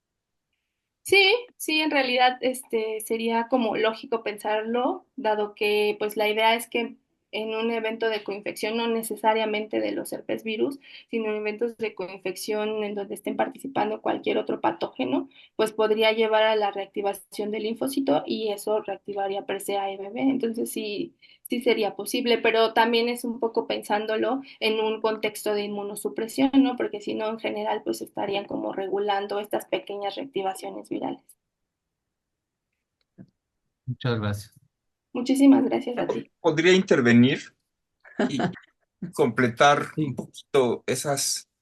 Bueno, primero, EBV cuando no nos hace daño, en su latencia cero, se encuentra en células de memoria, linfocitos B de memoria. Y ahí es una célula muy sensible porque de lo que se trata es que si encuentra otra señal de peligro, inmediatamente esa célula de memoria pasa a ser una célula plasmática y comienza a defendernos. La diferencia entre memoria y plasmática es que memoria vive toda la vida y plasmática es de vida corta, de menos dogmáticamente. Y entonces a EBB le gusta memoria y no le gusta plasmática. Y ha diseñado sensores que le dicen si el linfocito B de memoria se está activando. Entonces, el mecanismo clásico de reactivación de EBB es por antígeno, es el más caracterizado. Entonces, por eso nosotros creeríamos que las interleucinas pudieran hacer un papel semejante. Y con respecto a las coinfecciones, de hecho hay mucha evidencia de que coinfecciones reactivan a EBV o sinergizan su potencial patogénico, por ejemplo, con malaria en linfoma de Burkitt, o nosotros en el laboratorio trabajamos con Helicobacter pylori para producir cáncer gástrico. Y con HIV también, dentro del el síndrome de inmunodeficiencia adquirida, hay una serie de linfomas que son EBV positivos y que sin embargo cuando se incluyó la terapia antirretroviral no disminuyeron, siguen estando ahí, no se quitaron esos linfomas. Entonces antes creíamos que era la inmunosupresión la que hacía que EBV fuera responsable de esos linfomas y ahora se habla más bien de interacciones entre EBV y HIV que se sostienen a pesar del tratamiento con antirretrovirales. Entonces, sí, las infecciones de cualquier tipo probablemente son un factor desequilibrante de EBV, pero como lo dice Jessica, cuando hay un sistema inmune competente, es posible que el virus se vuelva a neutralizar y se vuelva a meter a su casa, a la célula B de memoria, que no tiene estímulos y es donde no nos hace daño. Y en algunas condiciones que no solo es inmunosupresión, porque la mayoría de las gentes que tienen procesos asociados a EBV no están inmunosuprimidas ni inmunocomprometidas, pero en ellos no sabemos qué es que desencadena EBV, pero yo le apuesto muchísimo a coinfecciones. Pues Gracias. interesante. ¿Puedo hacer una pregunta también? Claro. Gracias, buenas tardes. Muchas felicidades, Jessica, por tu trabajo, muy bonito, muy completo y implica el esfuerzo de muchas personas. Mi pregunta es enfocada a estos pacientes trasplantados. Me imagino que recibieron tratamiento profiláctico o sea, bueno, antes y después del trasplante, o sea, antivirales. ¿Tienen datos en el caso, por ejemplo, de la infección por citomegalovirus, de genotipificación, o sea, para que identifique mutaciones asociadas con resistencia a los antivirales? No, de genotipificación, no, en realidad la única información que se tiene es sobre si son positivos o negativos, porque se les hace la prueba previa, Ajá. o receptor, nada más, pero no hay como mutaciones, estudios de mutaciones per se, Ujú. solamente, sí, solamente sería eso. Y se Ah, les da en realidad, no a todos se les da profiláctico, ujú, se les da sí y terapias de inmunosupresión que más o menos mantienen un mismo programa, pero que en general va variando dependiendo del tipo de trasplante, de la edad del niño, etcétera. Pero lo que ujú. sí se les da son terapias de inmunosupresión y no a todos se les da antivirales. Ah, muy bien. Muchas gracias. Gracias a ti. Yo tengo una pregunta muy básica y de mucha ignorancia. Todos estos niños a los que se les trasplanta, ¿la edad del trasplante viene de qué individuo? O sea, porque ellos son niños y se les trasplanta el hígado o el Gen- riñón. No, generalmente también son de niños. Ah, ok. Sí, o sea, sí va variando porque nuevamente es como de la disponibilidad de los órganos, Claro. por supuesto, pero la idealización de los trasplantes es que sean como de edades similares. Cuando es mucho, ya está muy mal el paciente, entonces se puede recurrir a otro tipo de donadores, pero en general se busca que sean como de edades similares. Claro, pues sí. Pues muchísimas gracias. ¿Alguien más tiene otras preguntas? Bueno, no hay preguntas en el chat y creo que ya no tenemos manos levantadas. No, pues, Muchísimas gracias a todos. queremos felicitar, o sea, Ujú. tanto a la doctora Lorena como a la doctora Jessica, realmente felicitarlas por esta enorme cantidad de trabajo y muy interesante, y donde vemos realmente qué tanto nos conjuntamos, ¿no? Las dos sociedades y cómo nos podemos complementar, y creemos que, bueno, pues ojalá esto dé pie a más. Sí, sí, sí, sí. Muchas Como, gracias. Muchas co- gracias. como siempre, el comercial al final, nos gustaría saber qué opinan ustedes de estos seminarios, si tienen oportunidad de mandarnos un poco de retroalimentación y bueno, pues estaremos preparando el siguiente. Estén atentos a nuestras redes sociales, a la información para no perderse, ¿no? Esta serie de seminarios. Agradezco a la doctora Ivonne por la iniciativa en la cual me invitó y a las doctoras por la presentación que hicieron. También muchas gracias a todos los asistentes por su interés y sus preguntas. Muchísimas gracias. Y pues, Al contrario, muchas gracias por la invitación y por participar. Aquí estaremos tratando de que estas dos sí, sociedades se junten. ojalá, ojalá logremos algo. Y pues sí, muchísimas gracias a todos por estar con nosotros, y pues por favor, cuando reciban nuestros próximos anuncios, pásenlos a sus cuates y hagamos bolita de nieve. Claro. Saludos y gracias. Pues muchas gracias. Gracias. Hasta luego. Hasta luego.